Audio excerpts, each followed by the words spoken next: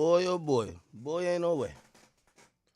Oh, what's this? I still got liquor in the bit?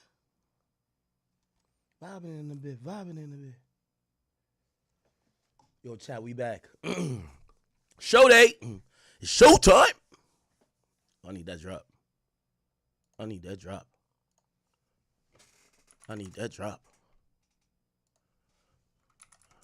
It's showtime.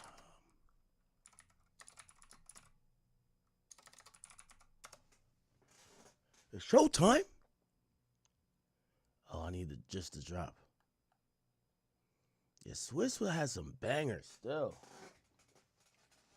Yo, chat, what's good?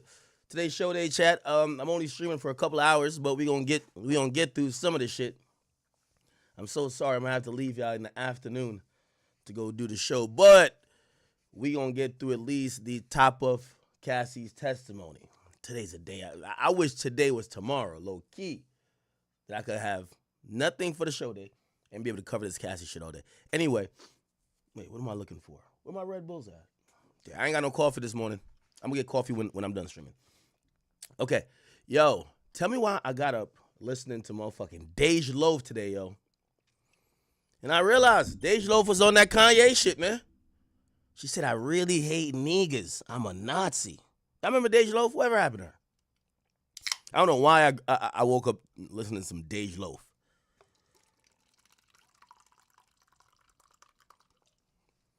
That's when, y'all remember when Dej Loaf was with Dirk? That's when Dirk was in the soft boy era. Is that a thing? Soft boy era.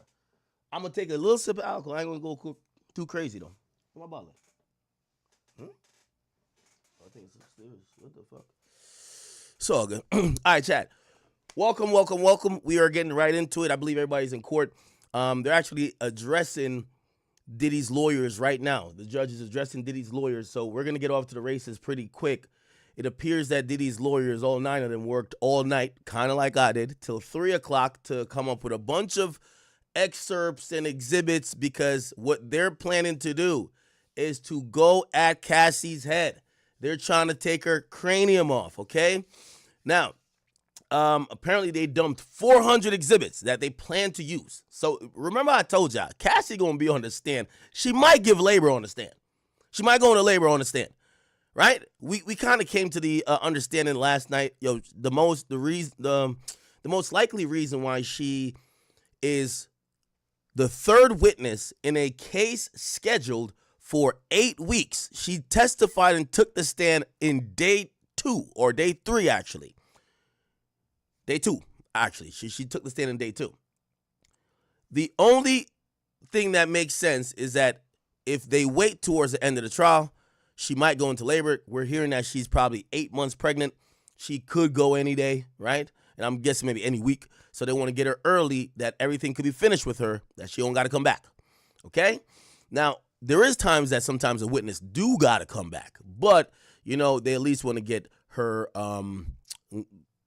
direct cross, redirect, and also recross. Okay, so let's kind of start this off. But what I'm telling you about the 400 exhibits, they're going to meticulously sit there and comb through a lot of shit with Cassie, right? All right, bet. I'm going to play my man's vlog before he starts, and then we already are in court with some of the stuff. I don't think Cassie has walked out yet, but they're arguing about, you know, the AUSA is tight at Diddy's lawyer saying, yo, what's up? You can't keep dumping 400 pages of like exhibits on me the morning of. Like, what the hell are we doing? Like, you got to give me some notice. And Diddy's lawyers are saying, how the hell could we give you notice?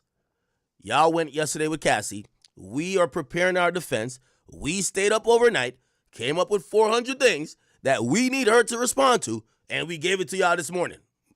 There's no other time we could have gave it to you, right? Because we're reactionary. We're the defense, okay? Here's my man. Okay, here we are, Matthew Russell Lee, Inner City Press, here in the Southern District of New York Courthouse. Today, Thursday, May 15th, 2025, we're covering the Sean Combs trial. It's misty out here, but we're going in early. Why? Because after yesterday, the direct examination of Cassie Ventura ended. There could have been cross-examination. It was only 4 o'clock, but they got into it. It's not my birthday yet, chat. The birthday is on the 17th. My birthday's on the 17th. So my birthday's in 2 days. a big dispute about what the And I'm turning 30. cross-examination can include. Can it include prior sexual acts? It involved Mr. Mark Agnifilo, lead counsel for Sean Combs, saying, if you were just going to say, are you effing somebody, that's not about an act. It's just a colloquial way that people say, are you cheating on me? And jealousy is a big part of the defense. The prosecutors and lawyers for the victims, including Douglas Wigdor, who was on the scene, said, no, you cannot ask about these prior acts. And there's a specific federal rule of evidence about it. Okay, so that's why they were getting to the federal rule of evidence. Douglas Wigdor, who's on the scene, you know, I have an interesting question. I'll post to some whatever litigator that's actually there, or if we ever get the inside scoop. Remember, we got the confirmation. Cassie got $20 million. So remember, she wanted 30, files a lawsuit, she gets 20, right? I would think how these usually work, the lawyer get like 30 to 40%. Okay? I think in this case, he probably got 30%. 30% of $20 million, that's $6 million. That's a heist. That's a heist. Now, I have to believe he's not charging her to be at this trial. Keep in mind, he got the settlement already, so he's good. But I guarantee, you just got her the bag. You want to make sure the bag is still secured. So now she's going through this. I guarantee he's showing up right here. It's not necessarily pro bono, but I think he's using that $6 million. Like, I'm gonna just use that as payment. So her civil attorney is showing up. I don't know if it's for emotional support, even though supposedly she's the dude is offering some legal support to Cassie. And I gotta imagine the 6 M's he pocketed. So the way it goes, Cassie would get 14 M's. He gets 16. He gets 6 M's, okay? When all these lawyers, the ambulance chasing ones, even the ones that don't, I don't think Douglas Wigdor is an ambulance chasing lawyer, they all want their 30 to 40%. That's why they're going dumb hard, okay? Some I've heard some lawyers only get 20%, depending on the amount. But anyway, let's say 30%.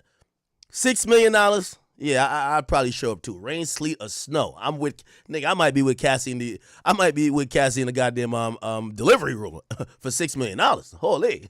So it's all very interesting. The problem with it is that they're saying it can only be resolved in the robing room out of the public view. So we're heading in to cover, I guess, from the outside but we will be definitely covering the cross-examination in some detail. There's a lot of things going on. We put them up. We put some analysis on Substack. We put some documents on Patreon, and we're going to be back. Why y'all keep saying I'm pushing 40? I'm definitely not pushing 40. Don't push a decade on me, okay? Okay? I'm just gonna go towards the decade I'm closer to. Back, tweeting away. There's also extra subscribers for a little bit of analysis. In any event, this is the big thing here. As you'll see when we get to the courthouse, there's a huge. Late last night, there were people camped out in tents and little pods. So it's something else, is all I can say. I was just thinking this morning, imagine if Combs were not in detention, it would be a mob scene with people yelling, Diddy, in the front. Now, of course, there are other cases, and we're covering them closely. On the New York corruption beat, Sacavino, interestingly enough, the man from the fire department, the government was only asking for 30 months. Not only, but they were asking of this selling of expedited review. Of course, some mayoral debates, but 9 to 5 at least, it's all Diddy. Now, in a sort of bigger world, SDNY judge Helverstein, who it was wheeled out to him, the Tren de Aragua / Alien Enemies Act case, flown out of the SDNY. So there's that. We cover the United Nations. David. Yeah, Matthew Russell does a really good job. Salute to him. All right, bet. We are locked in. And this is what's going to be happening in court, and we are in court. Okay, so this is the cross-examination. Let me make this a little bit smaller for y'all. By the way, I want everybody to check in. Where are you repping? What the fuck is this? Is it that? Where are you repping? Where are you from? What you doing? Shout out to all my truck drivers, man. This is hopefully y'all niggas not in traffic, man. I fucking hate traffic. Anyway, cool. Let's see. All right, so this is before the cross-examination. They're just handling some really, they got to handle these matters before you bring in the witness, and of course, then the jury says, so Cassie's lawyer, Douglas Wigdor, I told y'all, listen, at minimum, let me even take that money down, right? At minimum, he got $4 million. That's 20%. Like, no lawyer is going to represent you in a possible legal proceeding unless you're just paying them flat out, and keep in mind, Cassie was broke. So Cassie was broke is a joke. And I'm pretty sure they probably looked at Cassie and said, Yo, if you asking for 30, we don't even want to pay up front. Just give us a percentage of what we get for you because we about to go at this nigga. Okay? So let's say even 20%. That's $4 million. So 20% would be 4. 30% would be 6. So Douglas Wigdor, he realized he got to be up in there. Chat, it's not my birthday. It's my birthday in 2 days. All right, it's my birthday. Fuck it. It's my birthday. Cool. It's my birthday. All right. It's my birthday show. Okay, cool. So before the cross-examination, right? So Cassie's lawyer, Douglas Wigdor, gets up there and says, listen, I got a right to be a part of the meet and confer about which evidence could be requested or questioned about. She's the only victim witness that is standing under Rule 412. Let's see. Rule 412. Oh, it's a federal rule of evidence. Okay. All right. Okay. So, yeah, her lawyer is pushing for his input in this criminal case. And granted, this isn't between Sean Combs, Cassie, and the government. It's between Sean Combs and the government. However, he's trying to protect Cassie. Honestly, I keep telling you, I think there's a bunch of things that haven't been brought to light. And as much as we're hearing embarrassing things about Cassie, I do think they have made sure, I think AUSA alike, and also her lawyer is making sure that certain things probably still don't get out of there. I know you think everything's being bore all, but I don't think that's the case at all. The judge says we got to move forward. So it look like they're kind of like shooing away Cassie's lawyer. Like, get the fuck out of here, nigga. All right. Any other issues, Ms. Slavic? And this is the AUSA. It says, as we noted in our email to the court early this morning, and it says, no, judicial documents are not put out in the public document. It says, we might get a sign from Miss Estavo who will cross. Okay, so now we figure out who will cross. So Miss Estavo, let's Google her again. Diddy Estavo. So this is a woman who is going to be Estavo. Am I saying the name wrong? Probably, right? Let's see. So I want to Google the lawyer that's going to be doing this heavy lifting. Okay, Anna Estavo. By the way, she's from a New York firm, Harris. Oh, I don't know. That looks like some Russian last name. Let me just Google her real quick. Anna Estavo. This is her right here, chat. This is her. I mean, it's fitting. You're going against 6 white women. You get your own white woman. Fuck it. You got to get your own white woman to combat the white, man. It's milk on milk violence, man. Milk of magnesia, or it could be almond milk. I don't give a damn. Diddy probably said, Brian Steele, you chill. You're a pit bull. Mark Ignifilo, you said I got a baby off from Costco. You shut up too. And probably looked at, he has a black attorney and says, hell no. Hell no. You look like the nigga who I used to bring in the room to fuck Cassie. You seen the guy. You seen the sketch of the porn star, right? Philip? He's a bald guy now. Got like a little, hammerhead. Pause. Extra pause in that. But he's like 40s. He's in his 40s now. And he's the guy who was the jury sees as the male escort. So I could imagine he's like, yeah, I don't want my black lawyer now questioning her. So let me just use this woman. And I would imagine this got to be a strategy that was planned from the get-go. This ain't no, let's plan this at 4 o'clock last night. I got to imagine this was months ahead where they're like, yo, what are we going to do on Cassie's cross?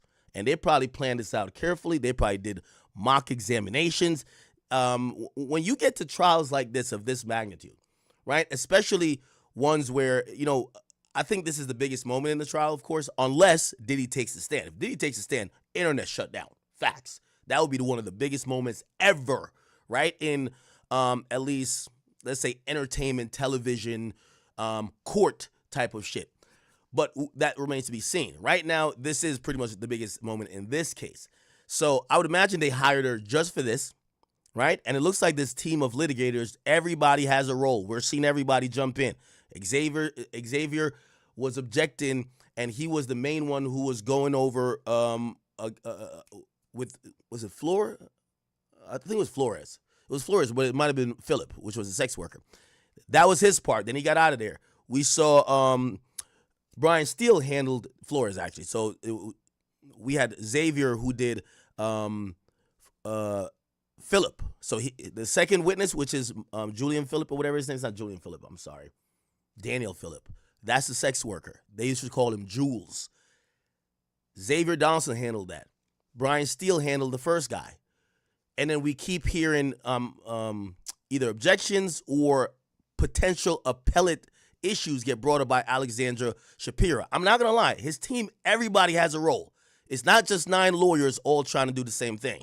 We all know, if anybody watches basketball or shit, if you watch even football, if everybody needs the ball to shoot, you probably ain't going to have a team that win. Word to LeBron. You get what I'm saying? You need the people who are, I'm going to just be in the corner. I'm the person I'm only here to get rebounds. And it appears that Diddy's team seems kind of organized where everybody is jumping in. We haven't heard too much about her until she was carving out and prepping what they could ask Cassie. So I guess her job is to do the cross. Now, here's the thing. There could be another attorney, or they could switch places when it comes to recross. But we'll see. So cool. So now we know I'm going to fuck up her name every time. Estavo will be doing the cross. Slavic then says, the defense last night dumped 400 exhibits on us. This can't continue. Not during the whole trial. And the judge says, Mrs. Estavo, what's up, yo? And she then says, we've been working tirelessly in response to Mrs. Ventura's testimony. The judge then says, Mark. Now, Mark is supposedly the lead, right? Even though we haven't seen him really do any work other than address the judge. He hasn't cross-examined any of these witnesses, okay? The judge says, Mark, I thought you were going to take this off my plate, right? The judge did have a conversation with Mark at the beginning of the trial. Mark starts to say, this is Mark Agnafilio, says, I will keep trying, but this is the main witness, Judge. She stands by herself. We've been doing this all night until 3 a.m. We flagged exhibits for them, meaning the prosecutor. Slavic then says, there are 24 exhibits that the government has objections to. They're listed in the chart. The judge says, just the one in the chart. Again, these are judicial documents. They're not going into the public docket. And yeah, okay, cool. So now it looks like they get past those issues rather quickly. They say bring the jury in, and the jury then enters the court. Obviously, Cassie is entering the court as well. Cassie's sworn in. The jury is sworn in, and basically they're beginning. So this is the start of Cassie being cross-examined. So it's like they say, Ms. Ventura, did you love Diddy? She said, I did. They said, for 11 years, did you take care of him? She said, in some ways. Estavo then says, did you call him larger than life? She then says, I did. Okay. All right. Now, again, we're going to be waiting about 2 to 3 minutes between every update. At times, he's able to type. I don't know how he's able to type this in court. We learned yesterday that they're taking your phones when you walk in the court. So when you walk in the court, they're taking your phones. So somehow he's able to scribe this, and I think he has a special access because he's fought so much cases of lack of transparency and media privilege. He's always in SDNY, which is that court, that federal court, and he's fought he's raised so many motions and fought so many cases, especially against the UN, the United Nations, that he's allowed, or I don't know how allowed, but he has some type of either carve out or he has some type of device, right, that he could tweet all this out. So we really only have one source, which is him, until the other people who are in there taking notes, they come out of the courtroom, and then we could go to a couple of the different sources and see what they're saying. You get what I'm saying? So until then, we really only have this. And by the way, this is not only for us. NBC News, Law and Crimes, CNN, E! News, they're all using this guy. Everybody's source is this guy because no one is allowed to have a phone or electronic device in there to be able to give their own versions. You're allowed to take your notes, pen and paper. That's it. So we'll be waiting. Okay. It says, others called him Diddy or Puff Daddy, but you called him Sean, right? She said yes. Estavo says, you knew a version of him that the world couldn't see, right? Then the AUSA says, objection. The judge says, overruled. Ventura says, in what ways? Now, I think we're watching how Estavo is trying to set this up. She's establishing, you loved him, you viewed him a certain way. We don't know where she's going yet, but clearly this is the strategy to set up what we're anticipating to be a long cross-examination process of Cassandra Ventura. Remember, Diddy affectionately used to call her CC, which stood for Cassandra Combs, even though We could tell he ain't had no plans to getting married to her. You get what I'm saying? Anyway. Can't stop, won't stop, huh? Yeah, we're going to see how this is. Let me tell you this. This all-star lineup, if not for the result, we don't know what the result of this is going to be. But what Diddy is paying for all these lawyers to be here on trial, all the paralegals, investigators, the ancillary people, administrative people, that's what comes with every time you hire one of these people that come from a high-powered firm. You're going to get access to their paralegals. You're going to get access to their administrative people. So you're compounding a team that is scouring. Like, if they're all, you got to remember, right at this moment, they're working 24 hours. You know, a lot of lawyers work off billable hours, right? You know, word to my man PBD, because this is true. I know, because I see the bills. When I get on the phone with my attorneys for 20 minutes, they charge you for an hour. So when you see, like, what the fuck? A $1,200 phone call? What the fuck? We just talked for 20 minutes. It is what it is. Diddy got 9 lawyers. They're also charging top dollar. Not only because they're going to charge a premium as Diddy. Brian Steele just came off dropping a smooth 81 points. He's charging top dollar. Mark Agnifilio is dropping top dollar. You have Tenny. You have all these other people. But also, then you got to think about it. Diddy's paying for a PR firm. Diddy's hemorrhaging cash right now. Not saying he doesn't have it. He did liquidate a bunch of things. And I think he prepared a war chest. Remember, he was trying to sell the plane, trying to sell the house.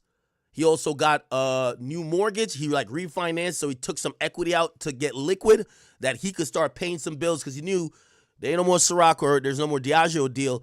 The music industry shit still pays him, but yo, you might need some excess of cash to shut some people up, to do whatever. And trust me, there's investigators out the ass. There's lawyers out the ass.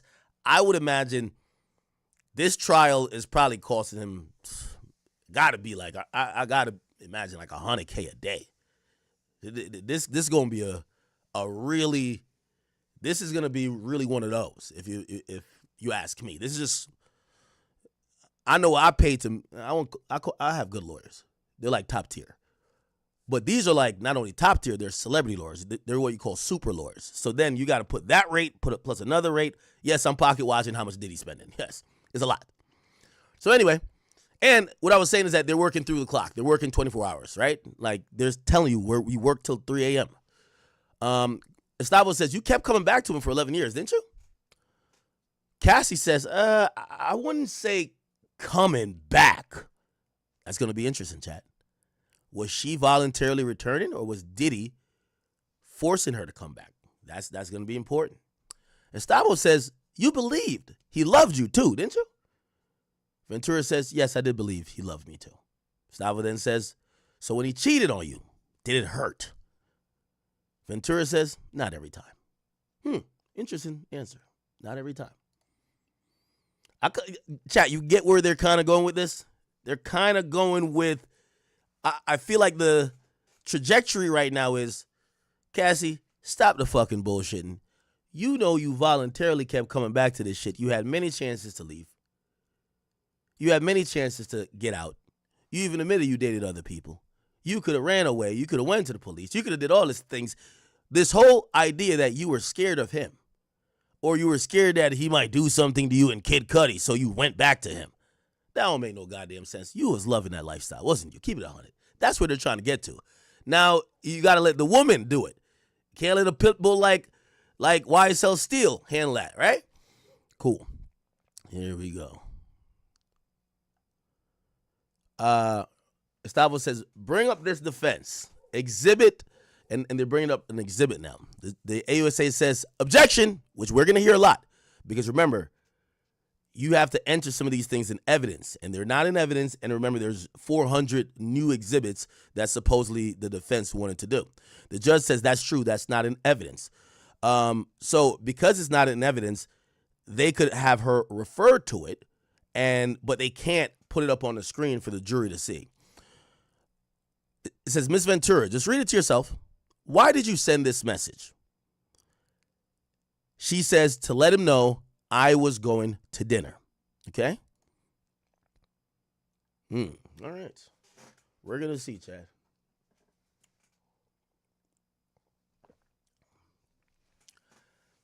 Yeah, this is gonna be the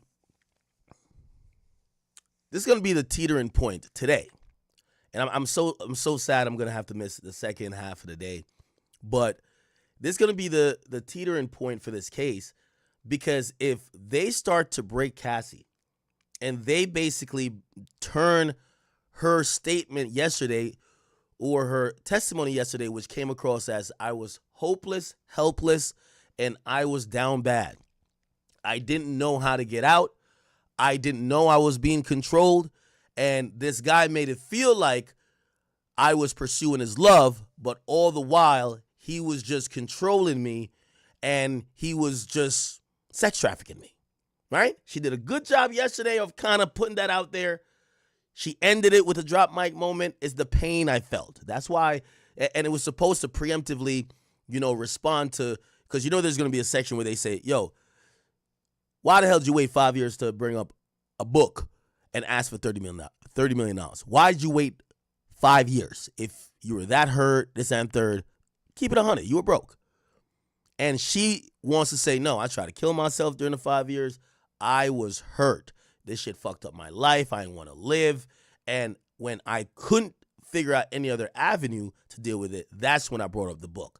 The fact that I got $20 million later and I did sue, it just kind of happened. But none of this is driven by the fact that I'm not with him anymore and I'm not in that lifestyle and I might have some monetary needs. It's all because I was a victim and my life is ruined forever because Diddy had dozens, actually, well, she said hundreds of instances, but we don't know, at least dozens of men ejaculating on her and peeing on her. Okay? So let's see. All right. It says, what was going on in these messages? What was going on when these messages were sent? She says, I'm not sure. Estavo says, what was going on in your relationship then? She said it was early. We were loving. Estavo says, I offer it. AUSA says, objection, being offered for the truth. The judge actually rules with Estavo, saying overruled. Now, this is going to be a whole back and forth game the whole time. I wouldn't be surprised if in the next 20 or 30 minutes, the judge is going to call a sidebar because what's happening is that they're showing Cassie a bunch of text messages. Remember, they got all the messages. Both sides got all the messages. They picked out new messages. So they had messages that they wanted to bring up. So those were entered into evidence. They found more messages last night, and they're showing them pictures of the messages, or it might be photos or whatever. And because it's not in evidence, the AUSA is going to say, nah, y'all ain't putting that on the screen for the jury to see. Hell no. Nah.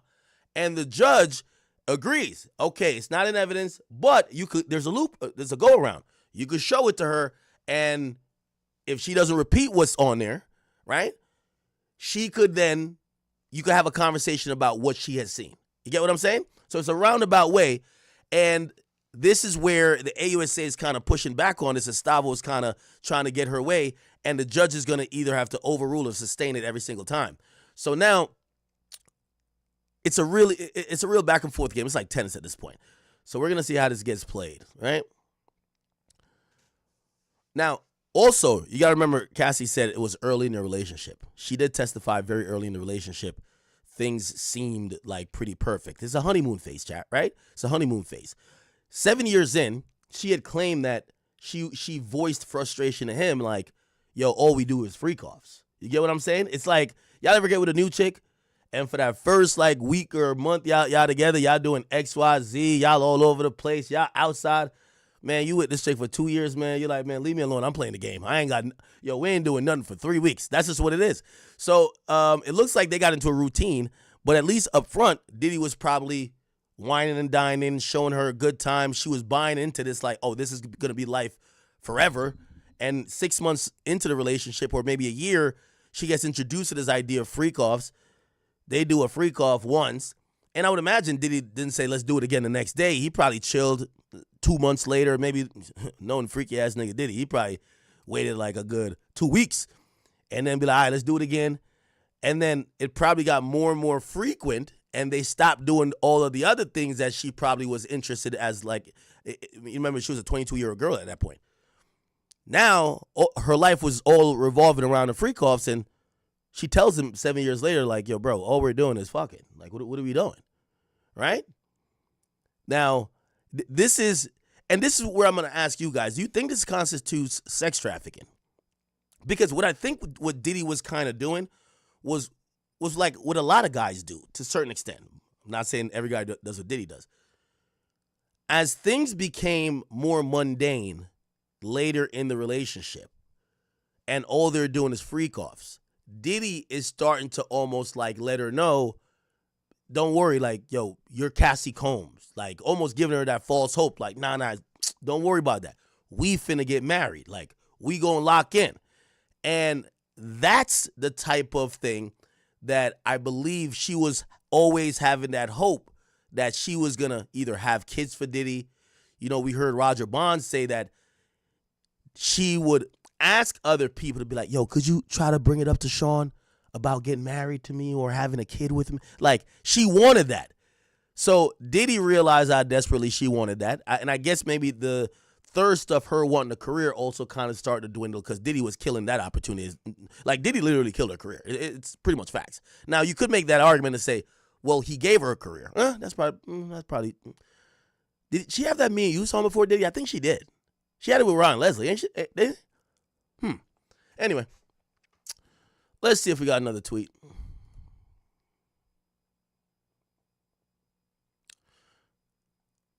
So what I took from it was early, we were loving, is that she was like, that's a honeymoon phase, right? Gustavo says, could you please read? Ventura says, I wrote, I love you. Smiley face, I'll fly anywhere for you. I love you, Cass. Now, this is a good strategy to start out. How you claim you're getting sex trafficked. You didn't want to go to these places. You didn't want to do any type of freak offs. You were doing it against your will. But you're sending him messages saying, I love you. I'll fly anywhere for you. I love you. Now, again, there's still a way to look at this like, hey, she's being coerced. Even though she says this, she's saying this under duress. But whatever. I'll digress on that point. Let's keep it going. Gustavo establishes that this is a 2009 email. And AUSA says, objection. Hearsay. The judge says, Gustavo, ask more questions, please. Again, you're going to keep hearing these objections. And I'm telling you, he's going to go to a sidebar eventually, or at lunch, they're going to argue more about, yo, what's up with these exhibits, right? Gustavo says, from BlackBerry, what is BG? BG is baby girl. Okay, baby girl. Okay. All right. One thing, and y'all tell me if this is game or maybe this was an attempt at control and manipulation. You let me know. Diddy would have these nicknames for her, and Diddy required her to call him these affectionate nicknames as well. For example, he would call her Cece. He would call her baby girl. She had to call him Pop Pop. Is that game or is that a sort of control? Remember, the nickname Pop Pop comes from her grandfather's nickname, and he supposedly had asked her, what do you refer to your grandfather as? She says, well, I refer to my grandfather as Pop Pop. And he says, you should call me Pop Pop. Remember, Roger Bonds also told us that Diddy was having a conversation with Cassie's dad and checked Cassie's dad and said, I'm her father now. Is that game? Some player shit? Or is that control shit? Somebody said, nah, it's just being in a relationship. Okay. All right. Okay. Someone says they watch trafficking documentaries that happen in Romania. And he says, based on what he watches about those trafficking documentaries that happen in Romania and how sex trafficking works, he says he's seen similarities in this and he believes this is trafficking. Now, I don't know if it's the same laws. Remember, Andrew Tate also was accused of sex trafficking in Romania, and they accused him of using what they call the lover boy method. I don't know if that's necessarily in U.S. law where they could like use it in an indictment, but the lover boy method is kind of selling the dream. What regular niggas and players would call selling the dream. You tell a chick like, Yo, I can't wait for you to have my kids. Yo, I can't wait till we get married. We gonna buy a house, move in. We gonna move to LA. We gonna do this. Like you soup her up so much. She's like, oh my God, take the pussy, whatever you want. I'll kiss your feet, whatever. Like God, I just want that dream you done sold me. And then basically in the back of your mind, you be like, yo, bitch, we ain't never gonna get there. I'm just trying to get the box. That is a part that's seen as manipulation. And if it's done in a certain way, right, where you either extract money from that person or you extract just sexual services in a trafficking way, that manipulation there is something that prosecutors could use in making their case. You get me? But I've seen that in Romania. But I, just to be fair, I haven't covered much sex trafficking cases in the U.S. Like, we usually just do RICO shit, right? Or like gun cases or something. All right. Chat, everybody got a homeboy that sells a dream. You know what I mean? Like, he the type of nigga, he tell a girl he loved them third day in. Yeah, I love you, girl. Damn. Yo, I can't wait for us to have kids. You like, nigga, it's only been a week. Like, when he telling her that. Yo, you my wife. Like, he don't even make the girl his girlfriend yet. He say, yo, that's wifey. He just start over-promising. And women sometimes do fall victim for that, right? Or not necessarily victim, because I want to say, because I think women lie to men too. Like, you know, some people also say, no, that's just lying, or that's just sometimes the honeymoon phase, like just saying shit you might not mean. It doesn't mean you're trying to manipulate, right? It's like you ever been in the middle of sex and say some shit you absolutely don't mean? And as soon as you get that post-nut clarity, if Shorty brings it up again, you're like, what? All right, we're waiting for the next tweet here, people. Okay.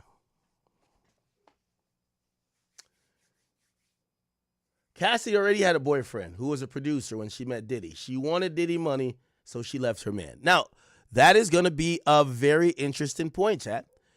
The interesting point of Diddy's attorneys trying to make the argument to say, well, Cassandra Ventura is an opportunist. She's someone who chases the bag. She chases the check. She got a taste of the music industry lifestyle and what that opulence and, you know, that rich lifestyle looks like when she got with Ryan Leslie. And every time she tried to choose up, she got introduced to Diddy. She tried to choose up. She did. At times when she thought Diddy wasn't doing it for her, she tried to go link with Drake. Remember, there was rumors she was about to sign to Drake. Then, after years of trying and these guys like understanding what she got going on and it wasn't going anywhere, she falls in love with another guy who probably sold her a dream as well. And then after realizing her game of musical chairs of chasing the bag has eroded, she's now suing, and this lawsuit turned into a federal case. I mean, that could be an angle, right? That could be an angle. You got to tie the part that the only reason why she's trying to get millions is because she's used to the lifestyle and she was chasing the lifestyle. She's just an opportunist. That's a defense angle, right? All right, I don't know why we're not getting another tweet yet. What's going on? What's going on? All right.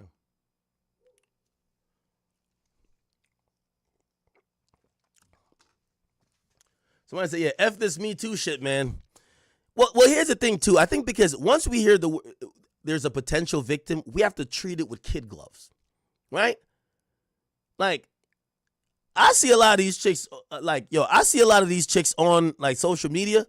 Now, this is before, like, Cassie's time, and I'm not saying Cassie's necessarily this. But, like, I see a lot of these chicks, they literally let you know what it is. If he can't buy me D or he P or. Like, that's how they're running. So, later on, when they make any accusations, and you realize that their intent in the beginning was chasing money. Now, here's the thing. Is it reverse? And again, this might be a stupid point, but allow me to try to make it. If we're going to say that Diddy manipulated her by using her career and money over her head, right? And opportunities over her head to get whatever freaky desires fulfilled from this woman, is it also safe to say that this woman used the idea of, oh, I'm just looking for love, but in reality, she was looking for the bag? That's manipulation too. Now, granted, she is testifying that she loved him, but still, a lot of these guys who got the money, they just want a chick who's going to be loyal and love them and do whatever they want, right? That's what they're looking for. The women know that. The women give that perception, sell that dream, so they're selling the dream too, but really what the women want is the bag. They'd rather cry in a Rolls Royce rather than a Honda. You get what I'm saying? So maybe it's manipulation on both sides. They're both playing a game. Now, when we hear it in court, and because every time when we talk about, especially women, but especially anybody who could be a victim, you got to handle with kid gloves, it's kind of insensitive to say, well, you manipulated him too. You manipulated him saying you were loyal. You manipulated him saying X, Y, and Z. You were cheating too. So the same things you claim he was abusing you doing, you were doing it too. You put your hands on him. You cheated on him too. You did a bunch of those things, even left him for the trainer. Again, I'm just trying to throw out theories that maybe how people could perceive this. Now, do I think a jury's going to think about it in that way? No, I don't. All right, let's see if we get another tweet.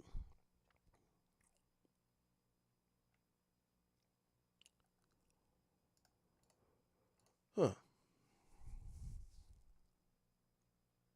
Yeah, give me a second. Yeah, we haven't gotten a tweet in 10 minutes. Not too sure why.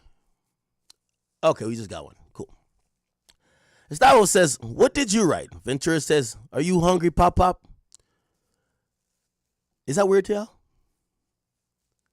I guess you would. It's like when Kanye says, call me sir. I'm like, what the fuck?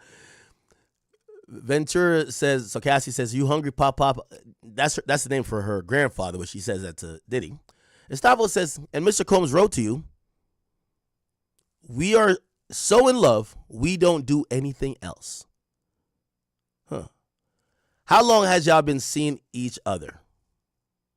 Now, maybe they were talking about sex or I don't know, but supposedly Diddy says, we're so in love, we don't do anything else. Ventura says this was 2.5 years into the relationship.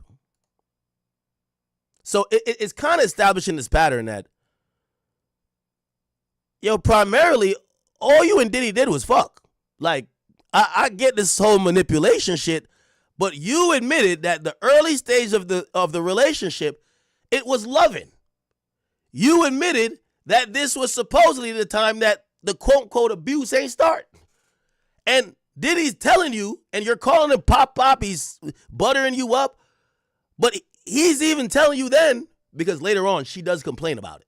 She complains that all we do is fuck. All we do is freak offs. It looks like they're trying to establish that Diddy's saying to her, we are so in love, we don't do anything else. Like maybe they in bed or they just fucked or whatever. So I guess they're trying to tell her or establish, from day one, all Diddy was doing is fucking you. That's all he wanted to do with you. Fuck. And you were down with it. You were down with it in the beginning. And then at some point you switched up, but you had chances to leave. How did you get trafficked when you could have left? Remember, they started out the question by saying, you kept coming back.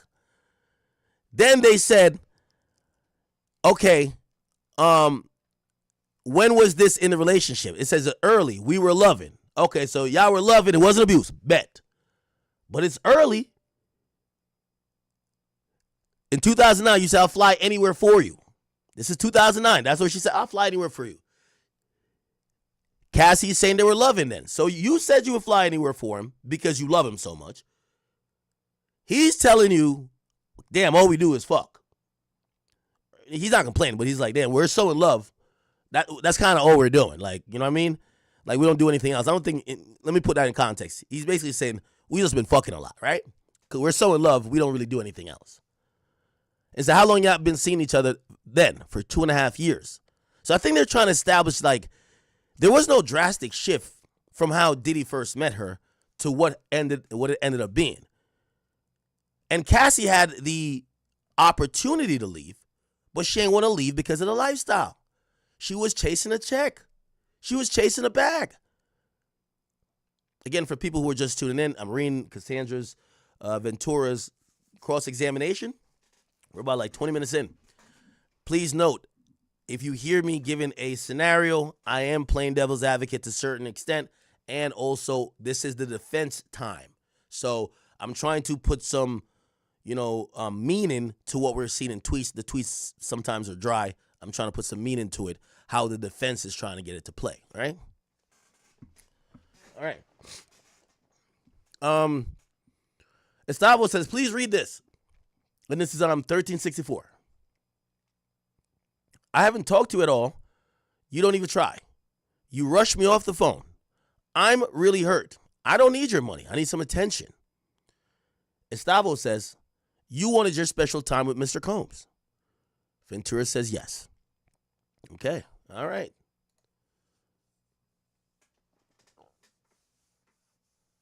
Also, it's very interesting that they put this tweet in there because I guess they're going to also, I'm pretty sure they're going to juxtapose this to later on, maybe Cassie. They're establishing that Cassie initially says, I don't want money. I just want you.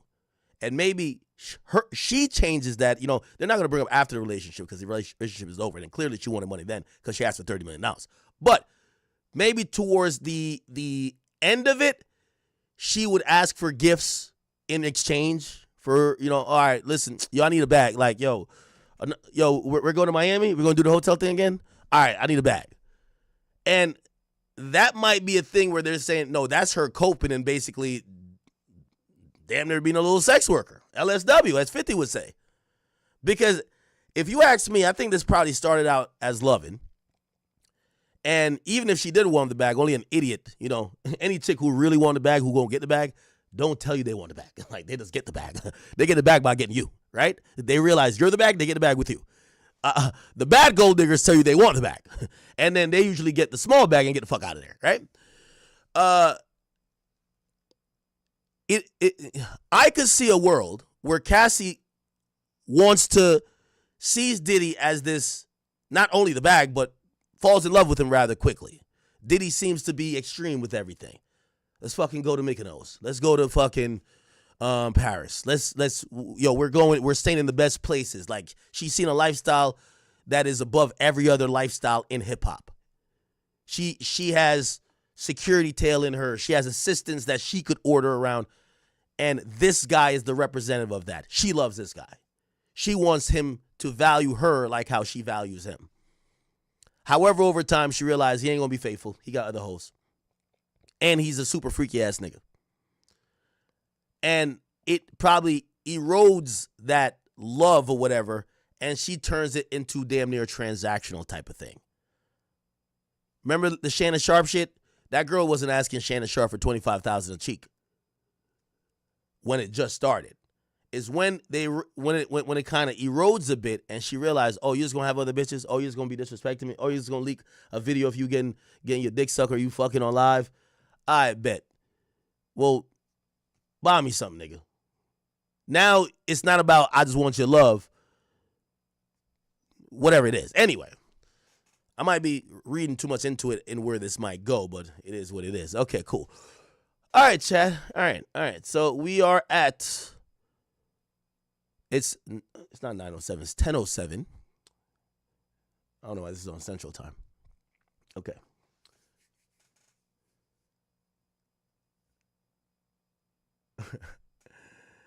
Yeah, 25 a cheek was crazy, right? But yeah, when we looked at the messages between her, it started out the same way. It started out, and I've seen this before. I've seen this with women with me. You first meet them, they're like, oh, I just love you. It's all about love, love, love, love, love. They catch you fucking two other girls, or they catch you like just being you. After a while, it then becomes, you start to see a little transactional, like that's the women disassociating at that point. They're like, all right, I'm gonna tolerate this shit, but I need this. You get what I'm saying? That's what's happening. Yo, I'm gonna tolerate this, but I need this. Just like how Shorty with Shannon is like, all right, in in the outside of, and I know some of y'all might be like, "Ack, what are you talking about?" Here, this is the reality of shit. If Cassie was with a regular boyfriend who brought another man in to fuck her, a sex worker, piss on her, and nut in her, and she wasn't with that, she's breaking up with him. A lot of times, these women know kind of a little bit, not even, these bitches know what they signing up for, bro. Let me tell you this. When a woman signs up to be with like a rich, famous guy, you know you're going to get cheated on 30 times. Let me ask y'all a question. All my chat queens and all my chat niggas. If your girl cheat on you, how many are you going to let her come back? Likewise with the females. I'm really asking this to the females. If your man cheat on you, how many times you let him cheat and keep letting him come back? In this celebrity world, you let the person come back all the time because you are not trying to lose that whole the trove of wealth or resources the person has, and that's why it gets transactional after a while. So that's why I'm saying we see this all the time. These people just go in for love, but over time it becomes $25K per cheek. Not necessarily $25K per cheek, but you see it becomes, yo, I need this. I need this. Because mentally those women are saying, I need that to tolerate this. If I got to tolerate you fucking a bitch on live and doing that, I need some money. That's why you even hear some of these women online, like they'll be like, oh yeah, did you hear Boston Richie girlfriend? He bought my forgiveness. Like she used to be arguing with his side girls and be like, yeah, he sent me $30K. And you get to realize if there were some regular people that had regular jobs and didn't have that amount of money between them, that girl is not going online saying bragging about how much she's forgiven him for cheating on her with the other woman. She would just leave. But there's a lot of money involved, right? I hope you guys understand that point. Okay. So Stavo says this. You testified you told him, I love you so much, you make me a better woman. Cassie says, I definitely wrote those messages. Oh, shit. Yo, Alex Fine, you better get her. You better get her, gang. You better get her. Told me I definitely wrote those messages. What?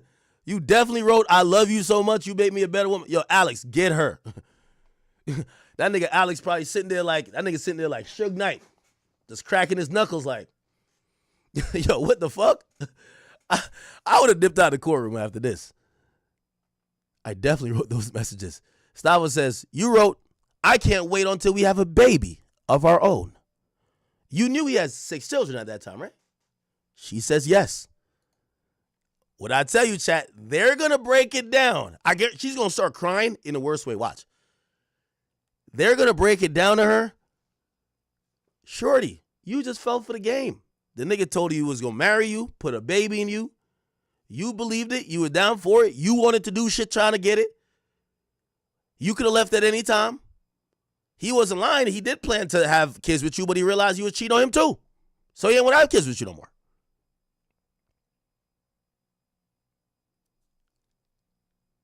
You testified, you told him, I love you so much, you make me a better woman.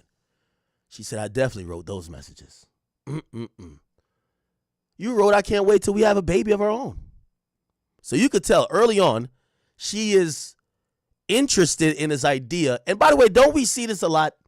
Like, chat, let's break this down to the skin and bones.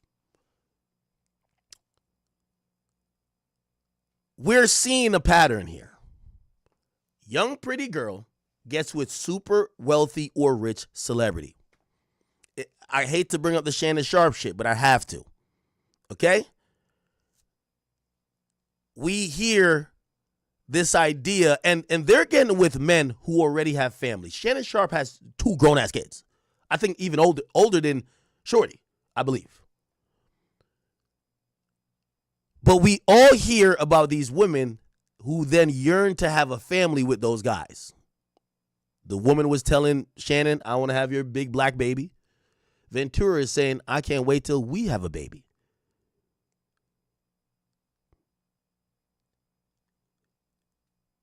So we're seeing a little bit of parallels in how, remember, she's probably 22, 23 at the time.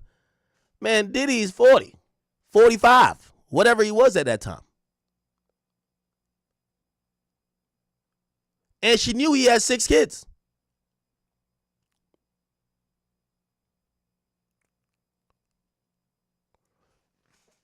the pattern is these women get with a dude. They do fall in love. But a lot of times the love is represented by the power, the money, the status. You know, even if you want to call them a gold digger, you know, as I said, the stupid gold digger goes in and acts directly for the money. The smart one is going to have kids with you. They both of them are still gold diggers. One just knows you secure the bag with the child. You secure the bag with the child in the ring. That's the real bag secure. Really, the ring is no prenup. That's how you secure the bag. The dummy, the little stupid bitches on social media, they thought they secured the bag with a Chanel on they thing. Or, oh yeah, I'm driving a car. That shit can get repoed. So you see these women, they start talking or bringing up the idea of kids very early. Very early in the relationship. Diddy had 6 kids at the time. Kim Porter, I believe, was still alive. You think that Diddy was thinking about having kids with this woman who, I think we could kind of deduce, this was Diddy's fun girl. Fuck object. Or, as we learned pretty much yesterday or the day before, this was Diddy's beard, if you know that term. The person who could be the conduit and the middle person to hide his homoerotic desires. Diddy wanted semen. Cassie testified to that. She would scoop the semen out of her box and oil it into his nipples. Anyway, let's keep it going.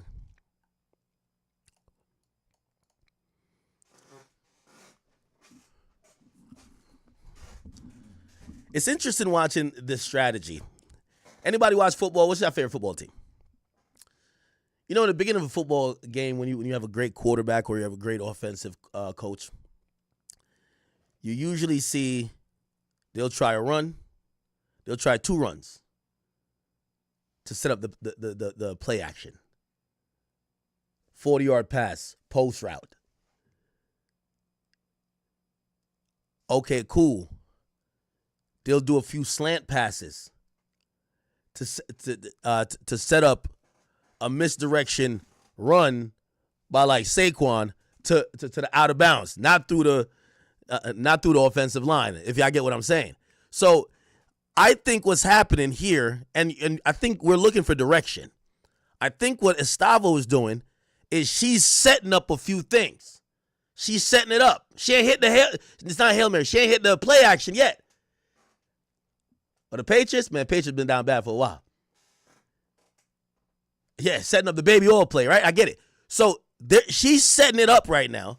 But we, as we're watching all these tweets come through, we're trying to figure out where she's going. I feel like we have a good grasp. Here we go, though. So now, these messages about the freak off. Okay, look like she's about to do the play now. When you say, it don't matter to me, you mean weekend or weekday, either is fine.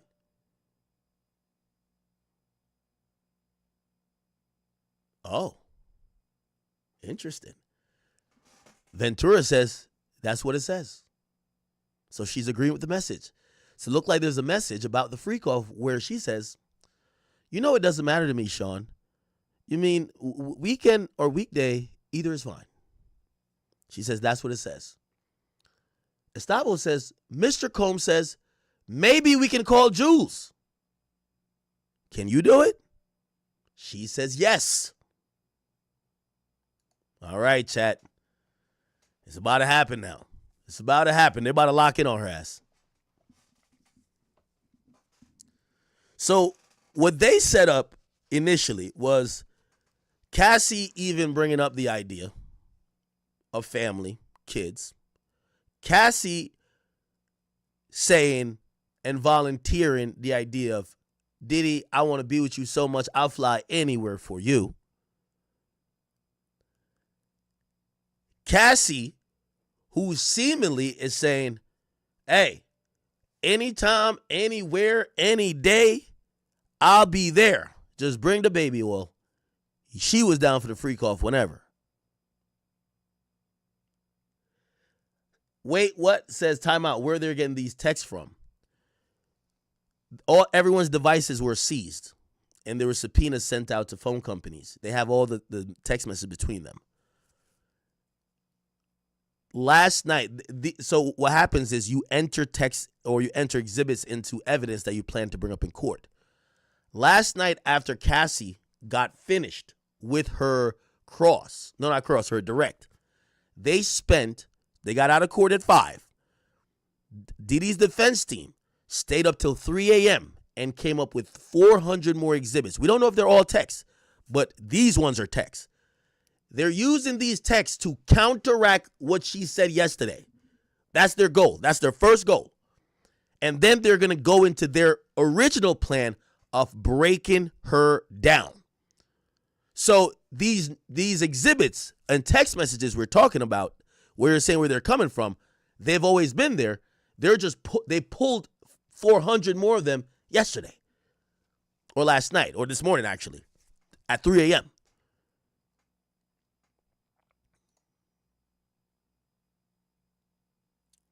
Gustavo says there was an explicit message about you about the anticipated upcoming freak off. AUSA says objection. Now, the AUSA is tight. The AUSA has already brought up that they believe that Diddy's team is trying to do a trial by ambush, which means that they're trying to pop up in court with shit that they had no chance to be prepared for.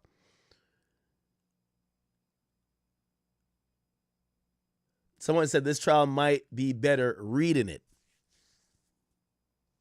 Well, if we could watch it, it would have been crazy.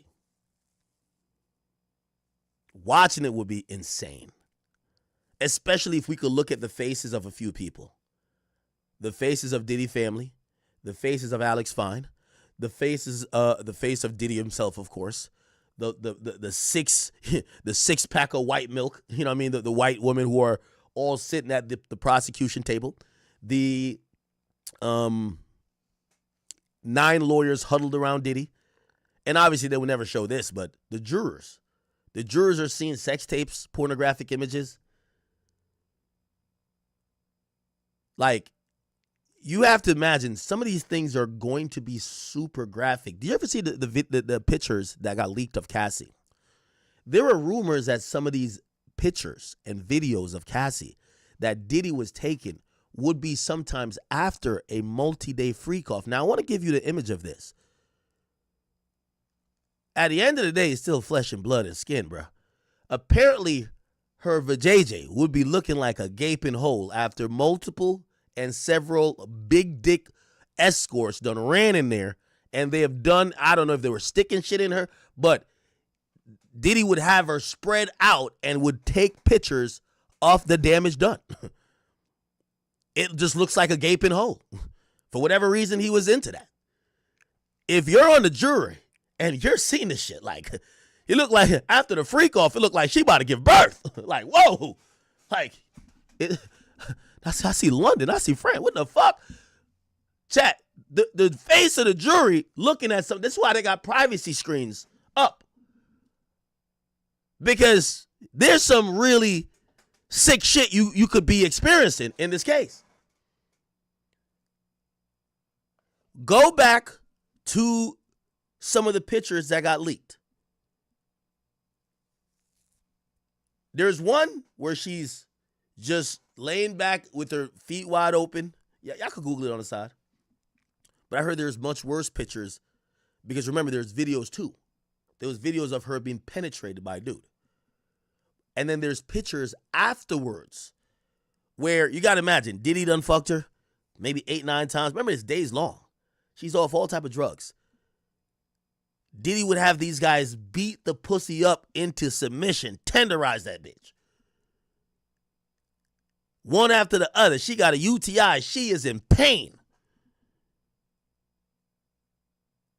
God knows what else other, I think they did do a good job of, having some type of respect for maybe even other health ailments. Because if you think that a UTI is the only thing they caught up in them freak offs, you're sadly mistaken. Remember, we have a prostitute who claims he contracted the herpes virus, and he claims it was during the freak-offs. So you put 1 and 1 together, and if you get 11, that's on you. But if you get 2, you know what you're talking about.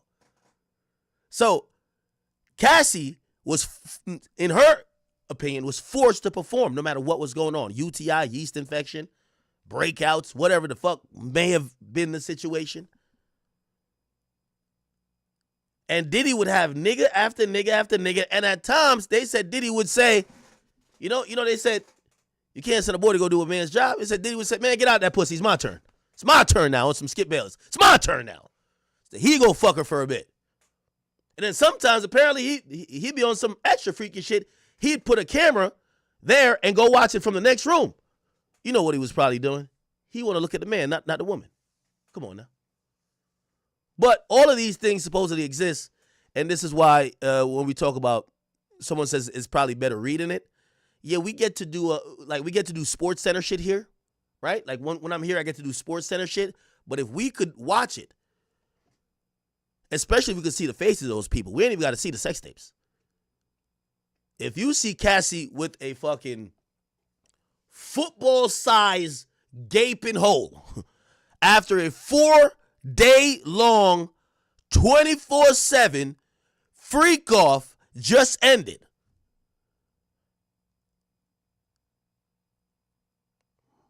you might be like, damn, holy. Anyway. The judge says we're going to take a recess. I guarantee that recess is because, I keep telling you, they're objecting to everything. The AUSA feels like Diddy's lawyers are trying to ambush Cassie and ambush their case.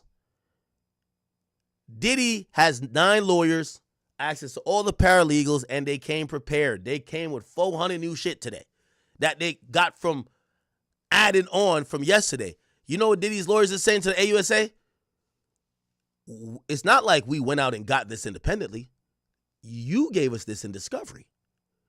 You gave us, remember how voluminous the discovery was. Terabytes on terabytes of data.